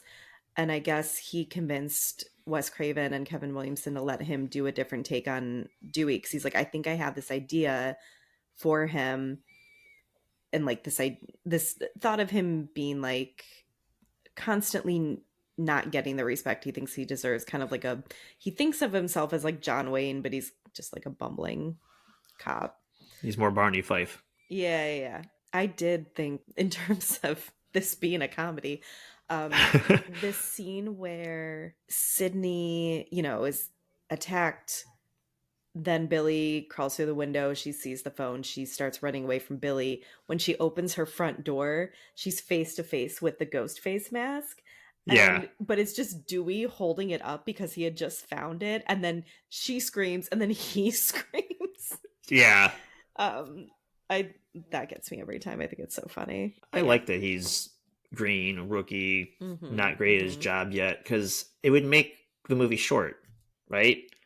Yes, yes. And Like, you got to get around the cop aspect of a small town, so you have to have the main cop on the case mhm, new, I guess. Like, it makes sense. If he's yeah. just this, like, Arnold Schwarzenegger type, it's like he'll just shoot the teen killer and roll credits, movie's over. Yeah, or like overpower him. Yeah. Yeah. Mhm. When they're actually in town and they're, like, walking around and they're talking about, like, Stu's party, we actually see like more of the town, not just these big giant houses that no one actually is going to live in Mhm. Ford. The town of Woodsboro, for some reason, maybe reminds me of Haddonfield, Illinois, which is setting in Halloween. It's just again that like quaint small town vibe. Mhm. Yeah. This whole scene in the video store with Randy is great, where he's, convinced Billy's the killer. We find out he wants a chance to date Sydney. Of course, But also I thought it was such a bizarre choice that he's like admitting all this to Stu, Billy's best friend. yeah, Because even Randy at some point when it's just him and Stu talking one on one, he talks about like Stu being Billy's lapdog or something. But also Billy not really doing himself any favors in terms of like not looking like the bad guy in this. I mean, obviously the way he talks to Randy, it gets like super creepy, oh but yeah, like the whole time, like obviously there is a more kindness in him when he's talking to Sydney, but the whole time he's on screen, he's always like looking like head tilted down, looking up from under his hair, and it's like this reads very serial killer actually. yeah. He grew his hair out so he could look creepy. Yeah, he does have Yeah, pretty greasy hair. Although it's depression not, hair. no, it's not due to, well, maybe depression. It's not due to guilt this time. No, No, it is not. it's just cool. He's got cool guy hair. That's what it is. Sure. I like that Randy basically tells us the ending of the movie in a way. He's right about Billy being a killer, and Stu's like prodding him. He's like, "Well, you could be a suspect." He's like, "Well, we're all suspects," which is true. I think I like Fair, yeah. Hmm. the whole time. First time watching it, last time watching it, it's very obvious Billy's the killer. Again, they want us to think that way they can redirect us to somebody else. Yeah. But like Randy reassures us, like, no, he's probably the killer. But all of us could be killers, so like you're still questioning. And again, we don't know it's two people Hmm. yet for some reason. But then he mentions like, where's the dad? He's gonna pop out of a closet at the very end, and blah blah blah blah. And he's laying it all out there, and it plays Yeah. out almost the way he says it. But he hits the big points. It's just funny because obviously the first time watching, you don't know that. Yeah. 10, 11, 12th time, I don't really kind of notice that. It's this last time, like, oh, like we are really kind of giving away the ending the whole time. Like Yeah. with the two pranksters in the school, the missing dad. He's there the whole time. We haven't found him yet, and all these little things that like, man, I didn't really pick up on all of these at once in one setting. Like maybe I Hmm. caught it here and there, but putting them together now is like, yeah, we just were along for the ride. Didn't know that we knew the whole Yeah. time. Oh, yeah. Yeah. And again, like that's something I noticed having to pay more attention, like taking notes on it. Like, whereas every other time, like, I'm just along for the ride. I'm not going to worry Hmm. about this. Like, Yeah, this brings us to a scene where Dewey's talking to his supervisor, like very close, like face to face. And every time the supervisor takes a drag of his cigarette, Dewey licks the ice cream cone he has. yeah, And yes. I, Stewie has an ice cream cone. He's a child.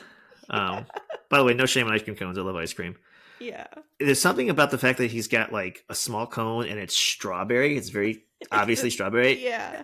It makes him even more child. I don't know why. I have no idea why, Mhm. but I'm like, it makes him seem so much younger and inferior to this Oh like yeah. Oh kind yeah. of rough guy smoking his cigarette and Hmm. talking about, I don't know, cop stuff. At the end, doesn't the guy like crush his cigarette? And I think for a second Dewey looks down and is like, oh wait, no. Yeah. But yeah, that's just a really great visual. Hmm. Then that brings us to the principal getting murdered. I always thought this was kind of out of nowhere. I guess I assumed that Casey got murdered. Well, basically, I guess maybe to like stir up general like fear and panic, but also we did get that little aside that Stu used to date Casey. So Yeah. there could have been a little bit of a motive there. The principal felt random to me. Apparently, Bob Weinstein complained that 30 pages went by without a murder. So Kevin Williamson was like, okay, we'll kill the principal. Poor Fonzie. Yeah. I always remember that shot of like the close up where you see the killer like reflected in his eyeball. That took like Yeah. a really long time to do. Yeah, I would imagine. Yeah. It's both really cool, but in a way kind of over the top cheesy, but Hmm. it's kind of also like I don't know if we need that, but if they Right. could do it, so why not? Because it does look Right. cool. Hmm. But yeah, I do agree. I did feel that we didn't need to kill the principal. The fact that they do it at school, like it's bad enough. We're It's, assuming that yeah. like a killer is there because the bathroom scene, like you said, Hmm. we know this isn't one of the pranksters because the music tells us that, right? Hmm. But then like they go and kill the principal while school. Like it's crazy to me. Like it's middle of school, and we don't get a big build up either. It's just he's there. He gets stabbed. He tries to fend him off very briefly. It's very Hmm. quick. It's not like the opening sequence. It's not like the whole last 30 minutes of the film where it's a big build up. It's just, yeah, I'm just going to kill somebody because our boss wants us to. Yeah. Well, and didn't Kevin Williamson have this? He went through this with I Know What You Did last summer, too. That's why they killed Johnny Galecki's character. Yeah.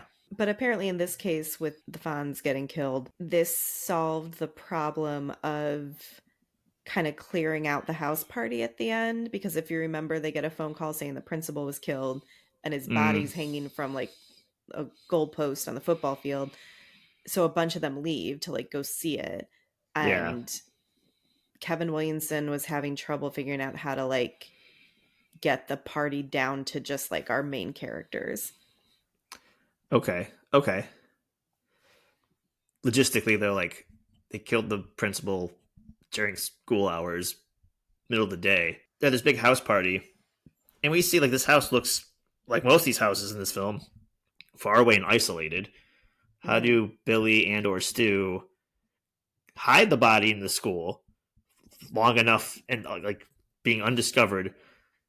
Go to the party. One of them goes back, does whatever it needs to do to like display, and then comes back, and then again, smart cellular telephones were in a thing. So how do people like who found the body and how does that?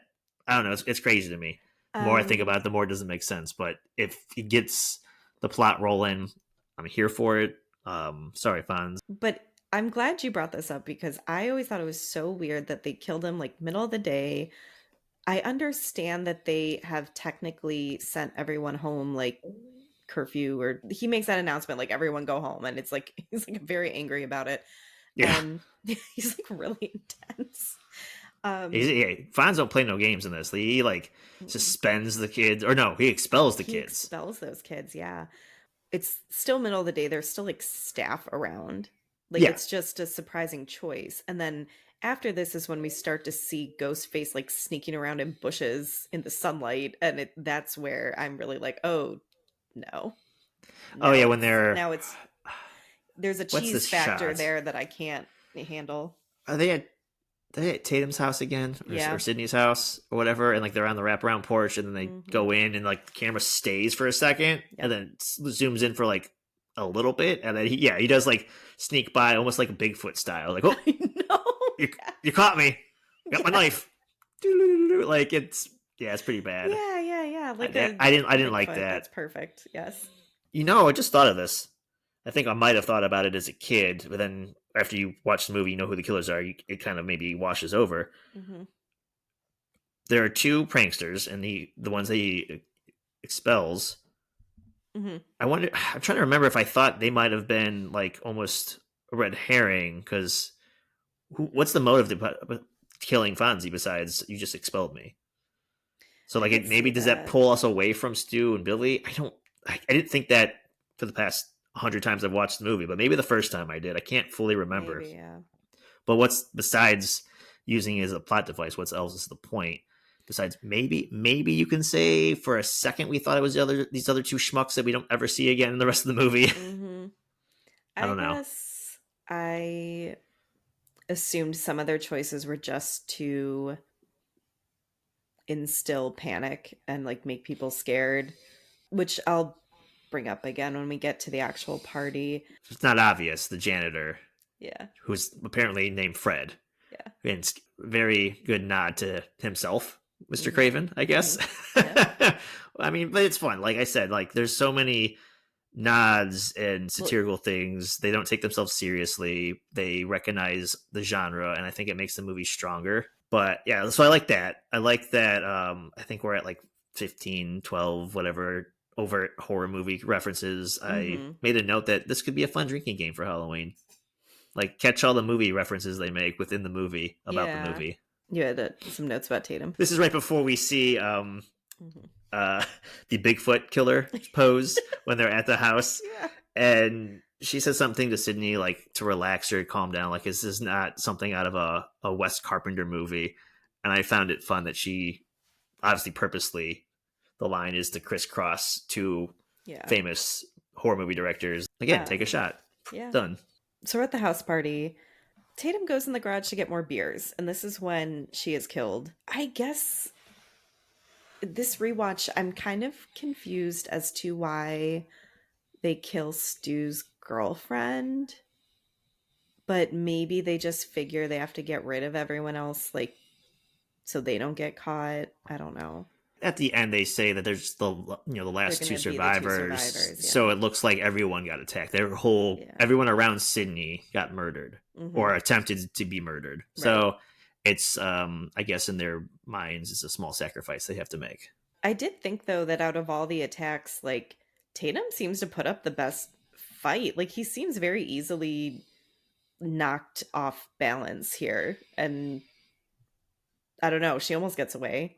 If she wasn't crawling through the doggy door in the garage.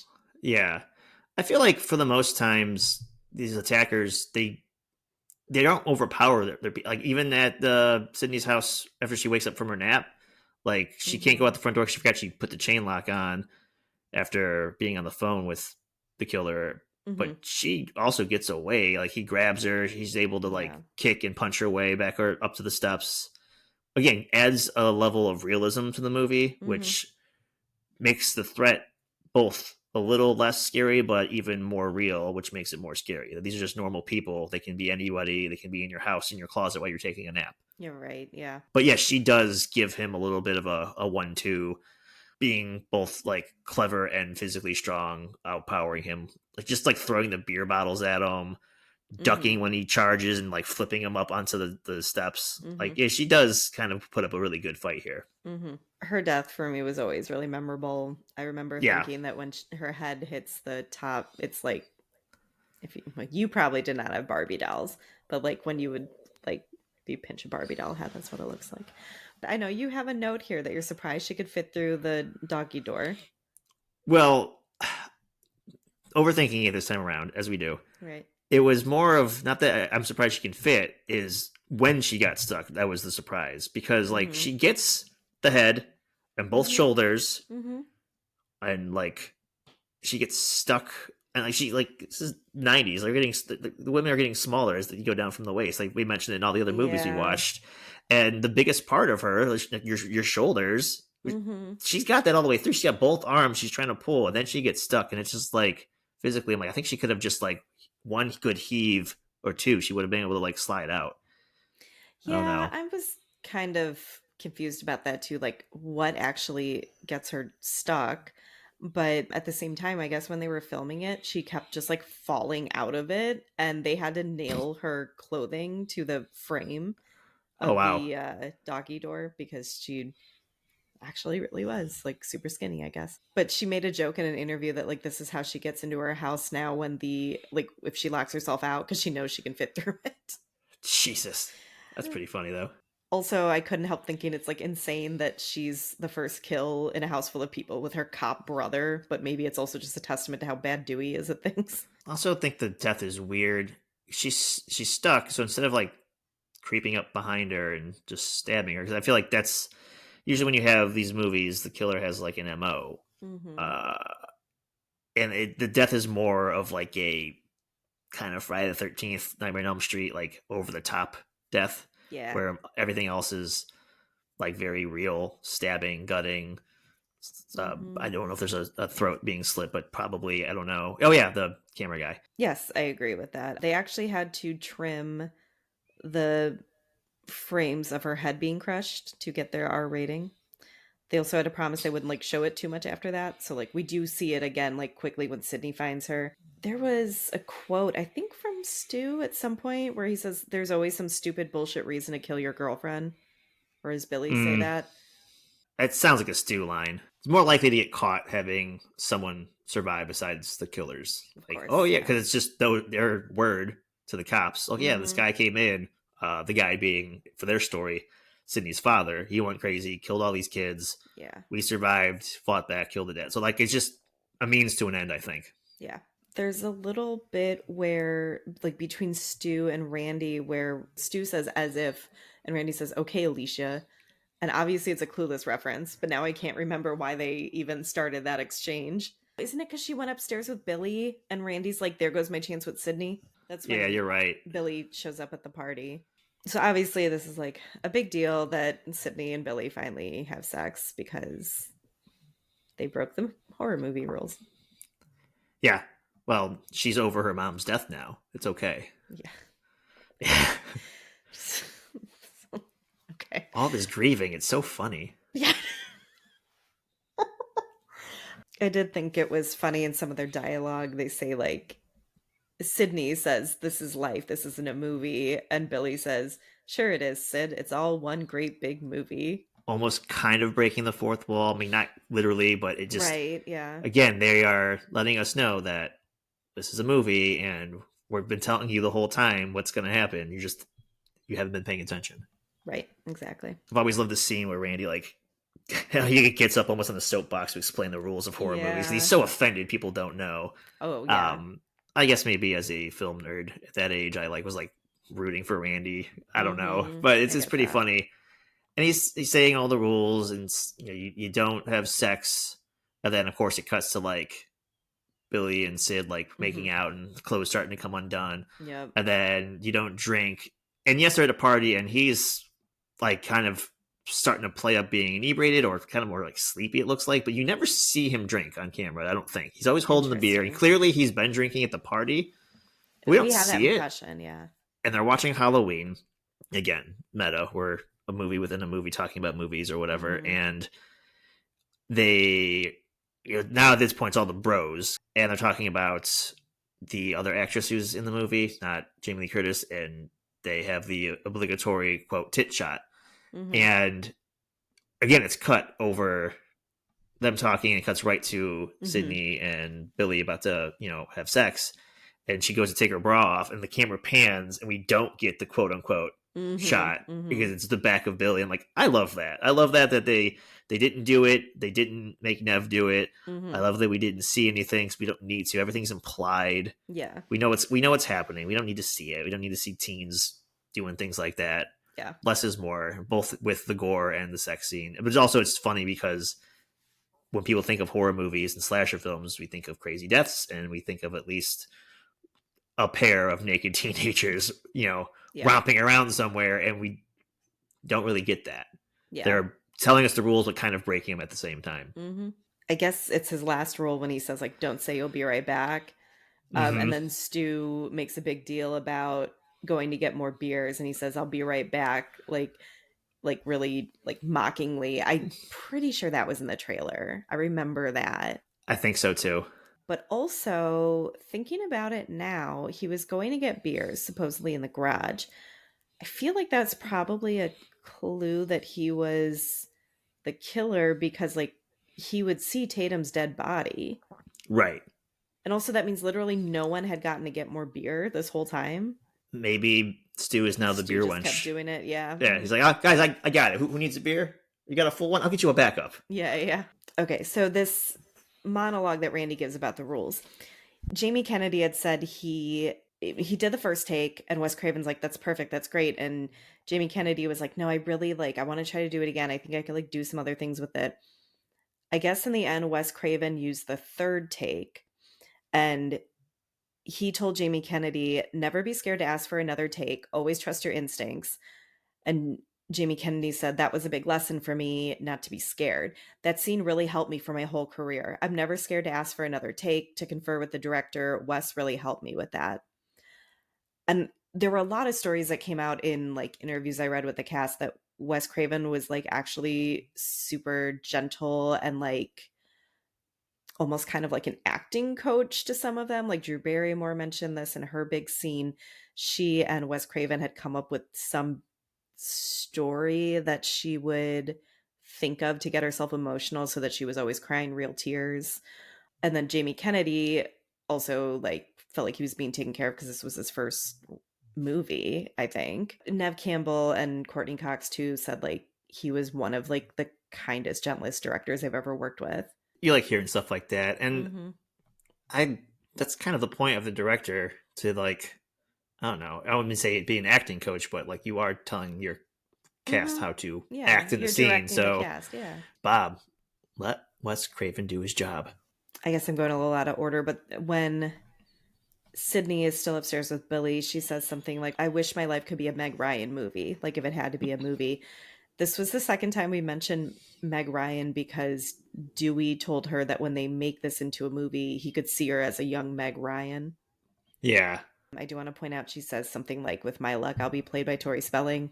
And then in subsequent Scream, yeah, she is played Yeah. by Tori Spelling. Yes, Which is great. it is. I mean, good for Tori Spelling to take that one.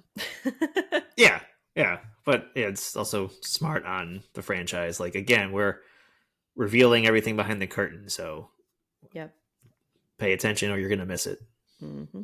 So for some reason, Dewey has this idea to go like inspect something, but they go on a walk instead of taking the car.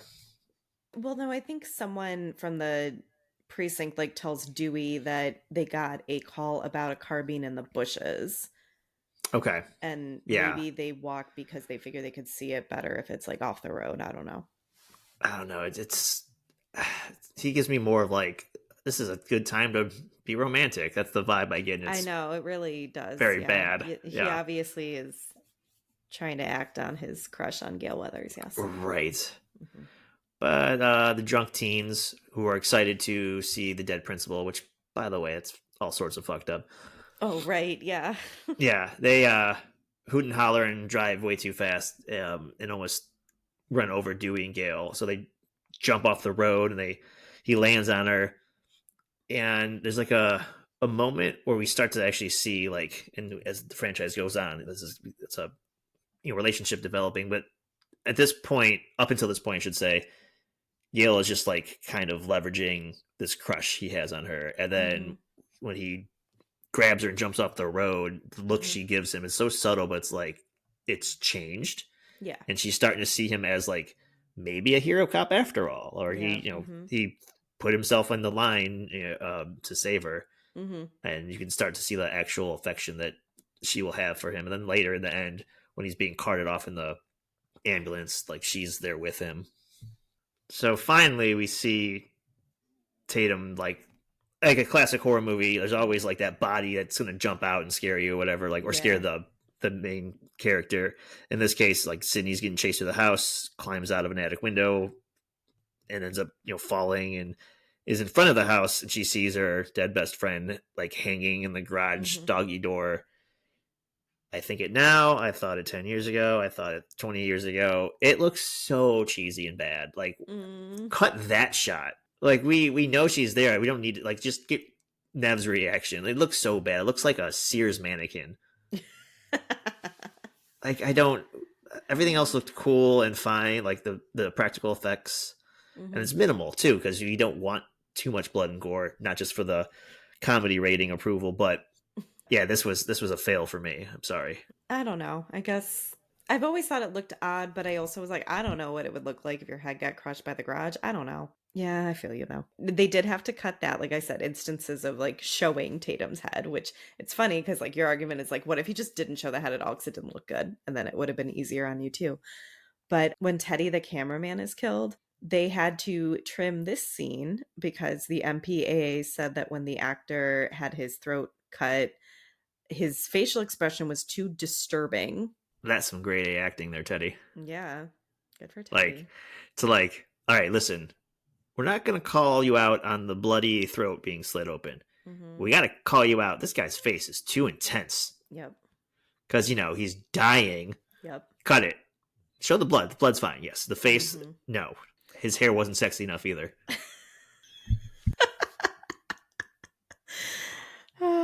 Later, too, when Gail runs back to the van and, she doesn't know Teddy's dead, she says again, like, let me use your cellular phone.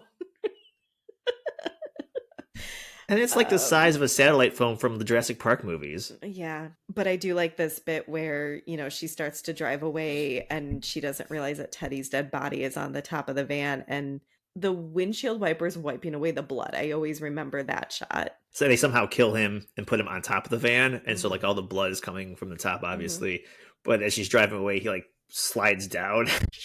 And even in his death, she's still mean to him. Yeah. Because earlier Yeah. she like made fun of him being pudgy. He's like, when I say move your fat ass. I need to get the shot, get the story. Hmm. And now she's like, get your fat ass off my van. Yeah. Poor Teddy. They come from upstairs, they being Billy and Sydney. Stu said something about, oh, you're not a virgin anymore or whatever, like very embarrassing. It triggered me since we talked about Hocus Pocus. Oh, yeah. And Okay. just like, it was fine for me when he's explaining the rules because, like, oh, yeah, it's true. If you Yeah, do yeah. bad things in a horror movie, you die. The final girl usually is like the innocent one. Hmm. Or if it's this screenwriter, the earnest one. But then when they come down the stairs, it's just a very cheesy Stu line, like, "Oh, so I guess someone's not a virgin anymore." I'm like, "Oh my god, go light a candle." Yeah, got you. Jesus. But yeah, this is kind of when they reveal their whole plot that like they've been doing the killings together. I do like the bit. I think he shoots Randy when he says like we all go a little mad sometimes. I do Hmm. like I feel like this could have played really cheesy and it still is a little cheesy, but I don't care. I like a good like reveal. Yeah, It was fun. It's fine. I think it's fine. Obviously, this is no reveal, but Hmm. there's like the seeds being planted that even though Randy, being the very overt, obvious film nerd, making the references, telling us the Hmm. rules, Hmm. it's revealed that Stu and Billy are like product of watching too many movies and this and that. Right. And so he and here's where like the drinking game gets dangerous if you play like how many references are made because Billy Yeah. like talks about fake blood from Carrie. He obviously is quoting Anthony Perkins from Psycho here. Um, Hmm. so it's like he's a big film nerd also, but Yeah. it's we can't reveal that early on. We already suspect him of being the murderer. So if he already watches a bunch of horror movies, although he did mention that when he like crept into her room the first time, he said, "I was watching The Exorcist and it made me think of you." Yeah. So like it's like what the fuck, I kind of know. weird. Yeah, so she's puking up green bile. I was like, I gotta go see my girlfriend. Right. This line, the when they're revealing their whole plan to Sydney, and they say, movies don't create psychos, movies make psychos more creative. That was, apparently Kevin Williamson's like thesis here. The MPAA had a really big problem with that line, and they wanted them to cut it. Yep. Yeah, Um, I could see why, but also calm down. the who said this? The editor. It's certainly the line of dialogue that the MPAA went after and wanted removed from the film. It was like you can't speak that kind of truth. Here's a movie about teens murdering teens. Yeah, and you're like insinuating that it's your own industry's fault. Like, yeah, Also true, yeah. And you yeah, don't want to inspire a real life of situation, I course, guess. Yeah. yes. I think that I had already mentioned when they're stabbing each other, the ratings board was like, you cannot show the blood dripping. Yeah. So, like, seeing the blood stains is okay, I guess, which we do see. The other thing I noticed during this rewatch is we don't really see them stab each other. Like, it happens like below where the scene is cut or where the shot is Yeah. cut. They had instructed them to that, like, you can only hear the stabbing, you can't see the stabbing. So, Only hear it. Which is good though, because then they can hide it. They don't have to, not just for the rating issue, but they don't have to worry about if it looks real, like the actual stabbing. that's true too, yeah. This is also where Stu, I feel like, has some of the absolute funniest lines. Absolutely. And a lot of them were improv by Matthew Which Lillard. Mm-hmm. is great. I love Yeah. it. Looking at our notes, we're both just like quoting almost every line.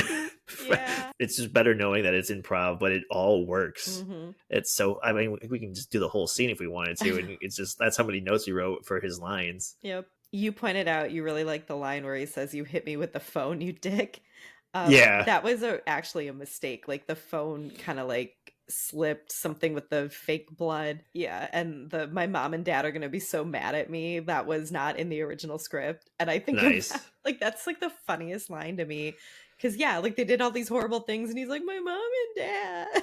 I feel like that's the biggest line in Mhm. this kind of sequence of Mhm. improv here. The one that made me laugh, like I had to go back and quote it correctly. I was laughing too hard at it. When Sydney disappears and she's the one now calling them and threatening them, the phone rings and he's just like, "Should I let the machine get it?" And I was like, "Wait, what did he just say? Did I miss this before?" Or Yeah. and I just thought that was just such a soft touch, but it adds to Stu's character, especially this whole sequence where he's just like Mhm. riffing, and now I see why it's a comedy. Yeah. Don't you see how funny it is?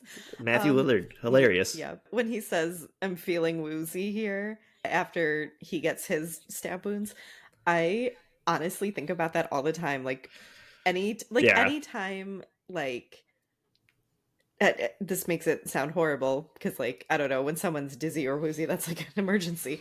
But anytime, like 'cause I get really dizzy getting shots and stuff, I'll think of that line all the time. Like, I'm getting woozy here. There was all this comic relief in this, but I had read that they actually were so intense, like Matthew Lillard and Skeet Ulrich, that they like were scaring Courtney Cox on That's awesome. set because they had to keep like their energy up, like this mindset, because you know how like they're psyching themselves up to like stab each other and all this. They had to like keep that up between all the takes and everything. And they said by the time they got to the part where Gail pops in with the gun, she was scared because they put it as they were constantly just like circling the kitchen like caged animals, like really tight Yeah. circles, and Wes Craven had to tell him to calm down because Courtney Cox was scared of them. Wow. Yeah. The bit where Billy like rips open the pillow or the couch cushion and all the feathers. They had him, I don't remember if that was in the script or if he did that himself, but they didn't know it was full of feathers. Oh And then no. obviously it stuck to the fake blood. And you see that when Billy like goes to open the closet, like his hand is covered in his Yeah. hand and like lower arm. And I guess after they did that take for the first time, Wes Craven was laughing after he said cut, and Skeet Ulrich was like, "Oh my god, I look like Daffy Duck. Like, we can't use this," but they just kept it all in because they felt like it just made it all more chaotic. Did you know that there are Stu truthers who think Stu survived? Stu truthers. Yeah, they think Stu survived having the TV fall on him and all that. But also I think he was like actively bleeding out through the whole thing because like Billy like stabbed him too hard. Oh, Billy stabbed him a lot ever since like the upstairs sex scene, like when it's revealed Billy is the killer or one of the killers. Mm-hmm. He shows the curtain is pulled back and we see his like true psychopathic self. Mm-hmm. And you know, they tell like, remember, stab on the outside, we don't want to actually kill each other and blah blah blah. Yeah. And so he stabs Stu, and Stu's like kind of looks like almost like they're getting mad at each other when, and it's just he stabs Billy, and Yeah, then Billy just yeah, is like 1, 2, 3, 4, and he's like, whoa, whoa. That's the woozy line you love is after that yeah, is, and yeah, Billy only gets stabbed once, as yeah. far as I can remember. So like, I do think Stu is probably actually dying from the stab wounds, Right. Yep.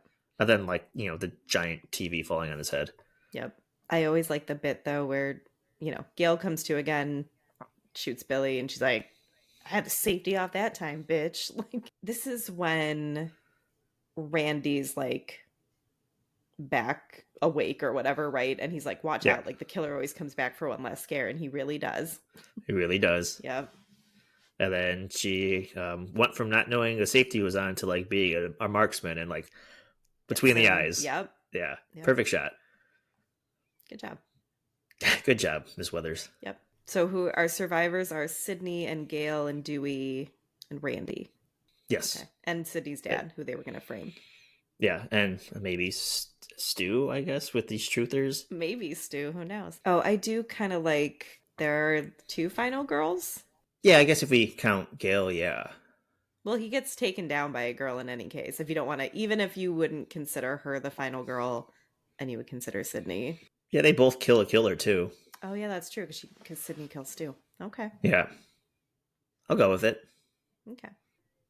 All right. So Bob Weinstein is the one who was like, let's release this in December as counter programming. He said it would offer teenagers an alternative to like Christmas movies. Everyone was really against this. It was a very unpopular decision. Everyone expected it to fail. Weinstein said, people said we were crazy to put out Scream over Christmas. It was a thriller. It didn't have big stars. It couldn't compete.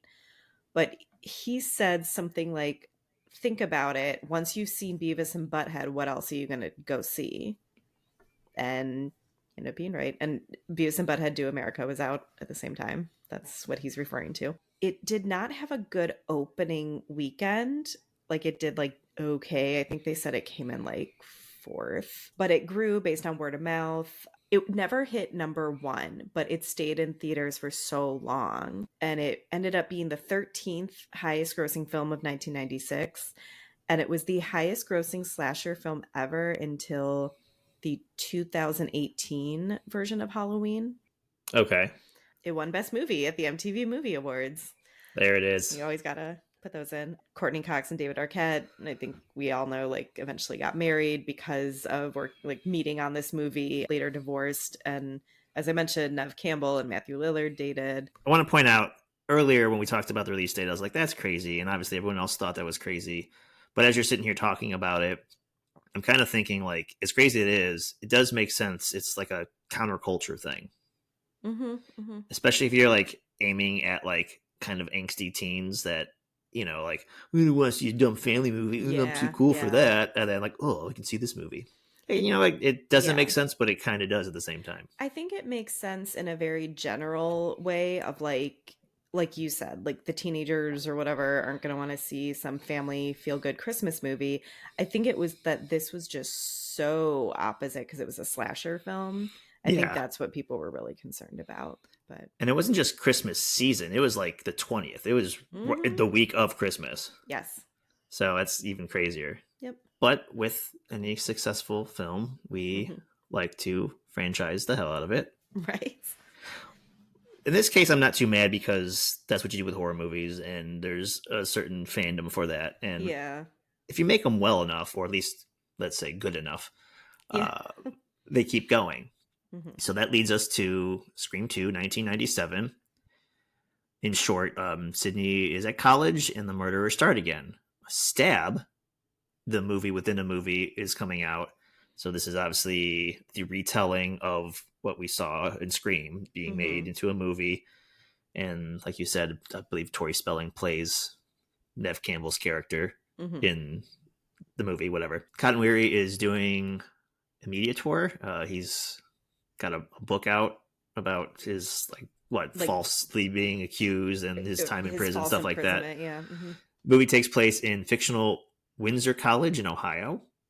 And the theme of the film is sequels.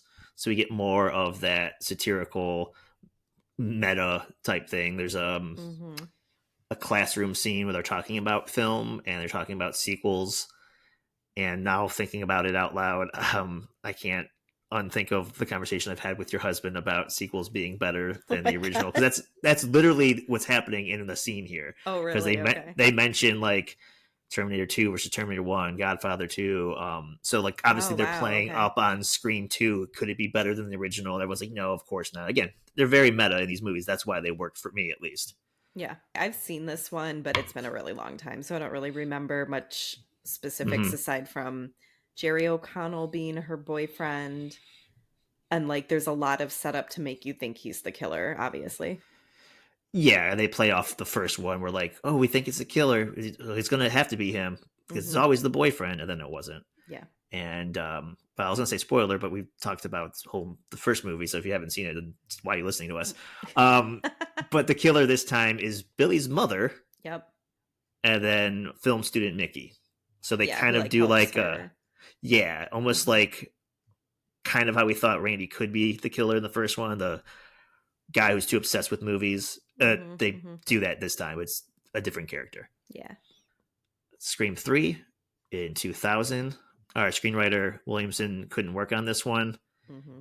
We jump a little bit in the Stab franchise. We're now on Stab 3, Hmm. still stabbing or whatever the Still you know stabbing. I don't know if they had a subtitle there. Um but it's weird to me because like they didn't do Stab, like they obviously did it, but we're jumping so far ahead because Hmm. if Stab 1 was Scream, then Hmm. Stab 2 should be Scream 2, but now they're like both at the same time.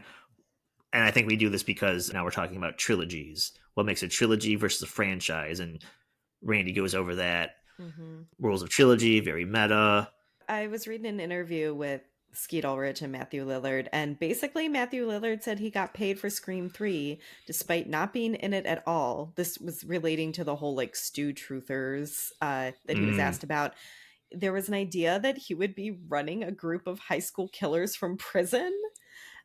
And so I think they paid him to like secure him for the movie if they decided to, go that route. But he was like, yeah, I made money. I was never in it.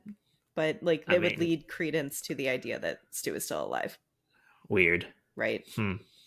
Yeah, he even Uh, said he's like, I don't know, it was weird, but horror movies, weird things happen. I don't know. true. I Yeah. mean, and good for him for getting paid and not having to work, I guess. Yeah, like who's all those scripts we've talked about being picked up that like the people get paid and they never make it. It just gets shelved, yeah. Yeah. This movie focused slightly more on the comedy as violence in media was under watchful eyes. This is post Columbine. Yeah. This time, the murderer was Sydney's half brother. Hmm. Surprise, family. Yeah, like surprise her mom was working in Hollywood for a little bit or something and like had a Yes, kid yeah. that she There's didn't tell didn't anybody tell else anyone about. about. Yeah. Hmm. They are kind of playing up on the first movie where she sleeps around. I guess I don't know. Yeah, I just how bizarre to be like a young woman and like constantly every few years finding out these like huge secrets about your mom. Like Right? Yeah. Poor Sydney. yeah. And also obviously every few years someone is trying to kill you, specifically you. Like Hmm. Yeah. Well. Yeah. It's all her fault. yeah. Yep.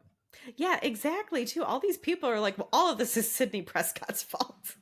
Well, I think they're mad at Maureen, Well, right? right, Maureen, they are mad at Maureen, but but so they have to like take it out on Sydney. Whatever. So okay. we assume the franchise trilogy, sorry, is over with. No, no, no. We have to make more money, kids. Scream 4 comes out 10 years Mhm. later, 11 years later, sorry, 2011. Williamson has returned. Mhm. This is 15 years after the first movie. I remember being pretty excited for this because, again, the 2 and 3, they're okay. They're fine. They're actually pretty solid sequels. And I think they play up on the fact that they know they're not Scream 1. And I think that's what Mhm. makes them work. So I like the franchise. I was excited for Scream 4. Sydney is back in Woodsboro, and there's a copycat killer. Mhm. This is kind of the cliche about film remakes Yeah. because a copycat, they're playing up on that. The copycat murder, a copycat film. Mhm. I can't remember exactly. I think the cousin is the murderer. That's I can't think of the actress's name, but she's Julia Roberts' niece. That does nothing for me. Oh, seriously? Okay, fine. Yeah. Her I last actually name like is Roberts. I just can't think of her first name. Emma Roberts. Yeah, there you go. Okay, Um, thanks. yep. Roberts But is not exactly a unique last name. Sorry. I know, I know. So I remember this one. My friends and I actually, well, I guess it was probably over 10 years ago at this point, so it was before we all had kids. But when Scream 4 was available to rent, we had a sleepover and watched all of them. And it was so much fun. We just bought a bunch of like junk food, and none of us had seen the fourth one yet. So the whole idea was like, we'll watch all of them in order, and like, then we will, watch the fourth one. And I remember the opening to this being like a constant, like a montage of like the film within a film, like all the stab movies and like their openings and stuff. And they had Yeah, that was all pretty the, cool. yeah, it was so fun. And they had all these young actresses who were like really up and coming at the time. I remember one of the girls from Pretty Little Liars was in it, Kristen Bell, I think Anna Oh yeah. Paquin. I don't, but it was really, I just remember that being so much fun. Like they're totally making fun of themselves. Yeah. Mhm. Because it's a comedy series. Right. A comedy series.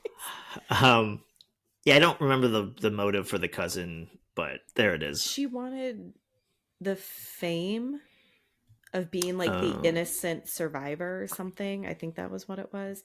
Because she okay. also had a friend helping her that was like into movies, but then I think she killed him too. Wasn't that on 'Cause she, Culkin? yes, yeah, Okay. Kieran, right?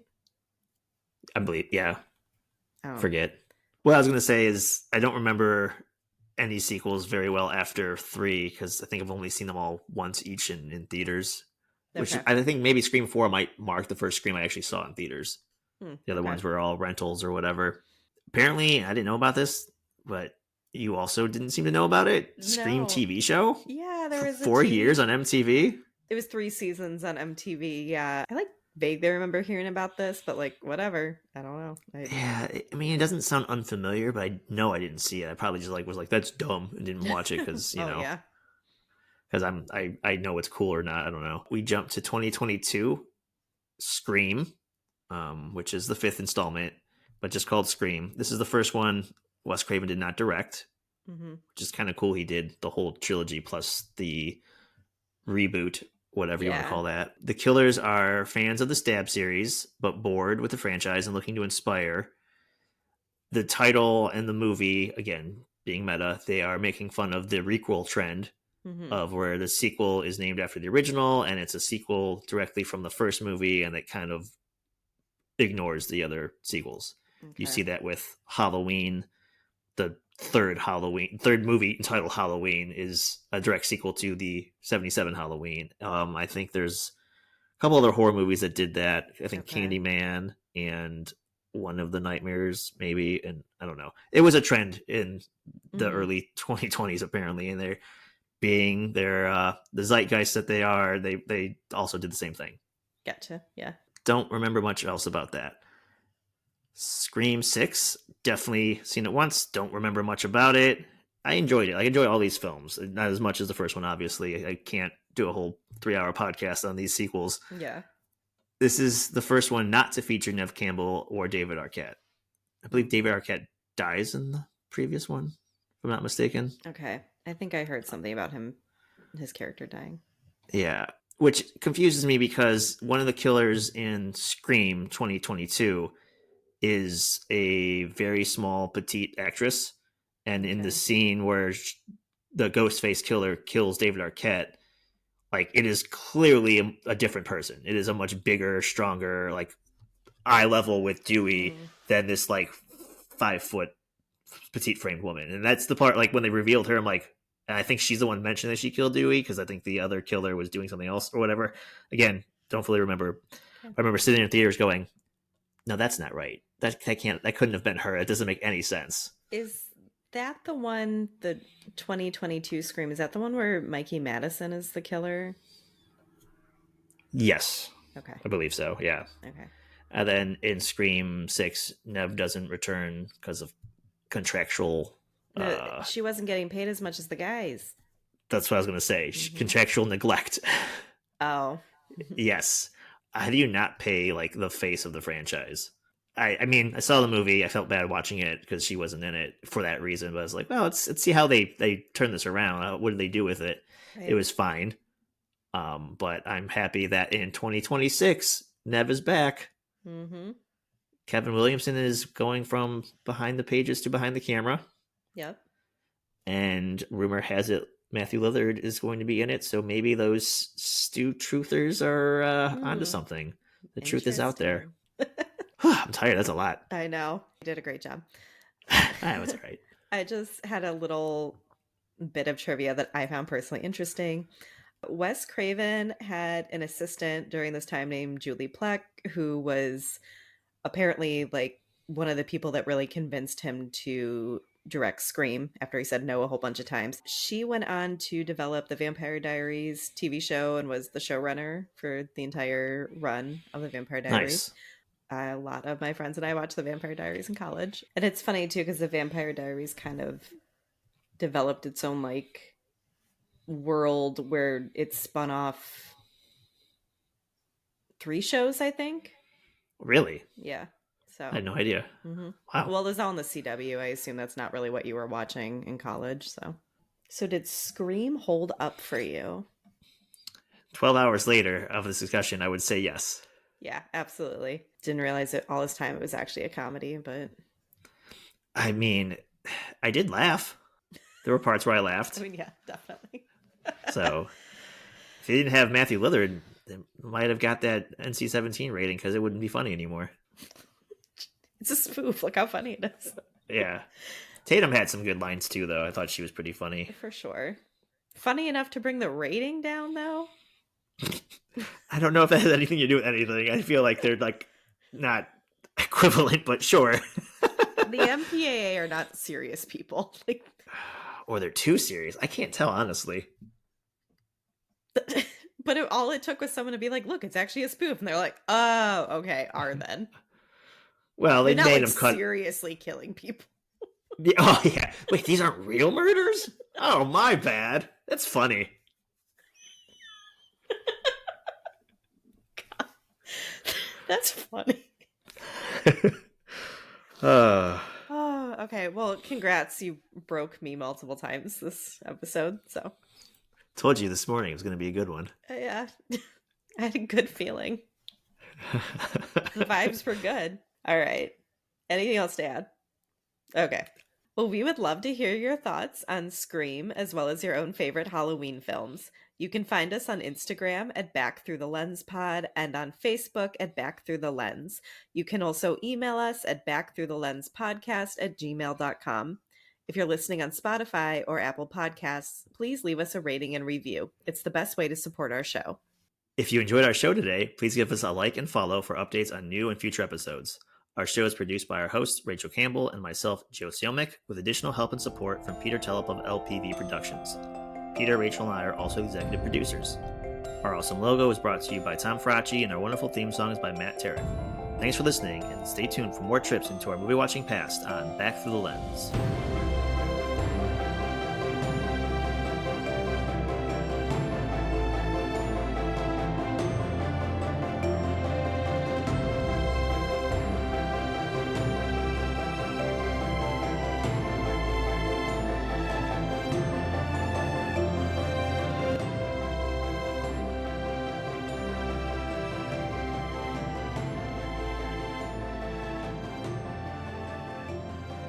Do you mind if we pause for a second for me to get more coffee? You didn't come prepared with 3 drinks like I did?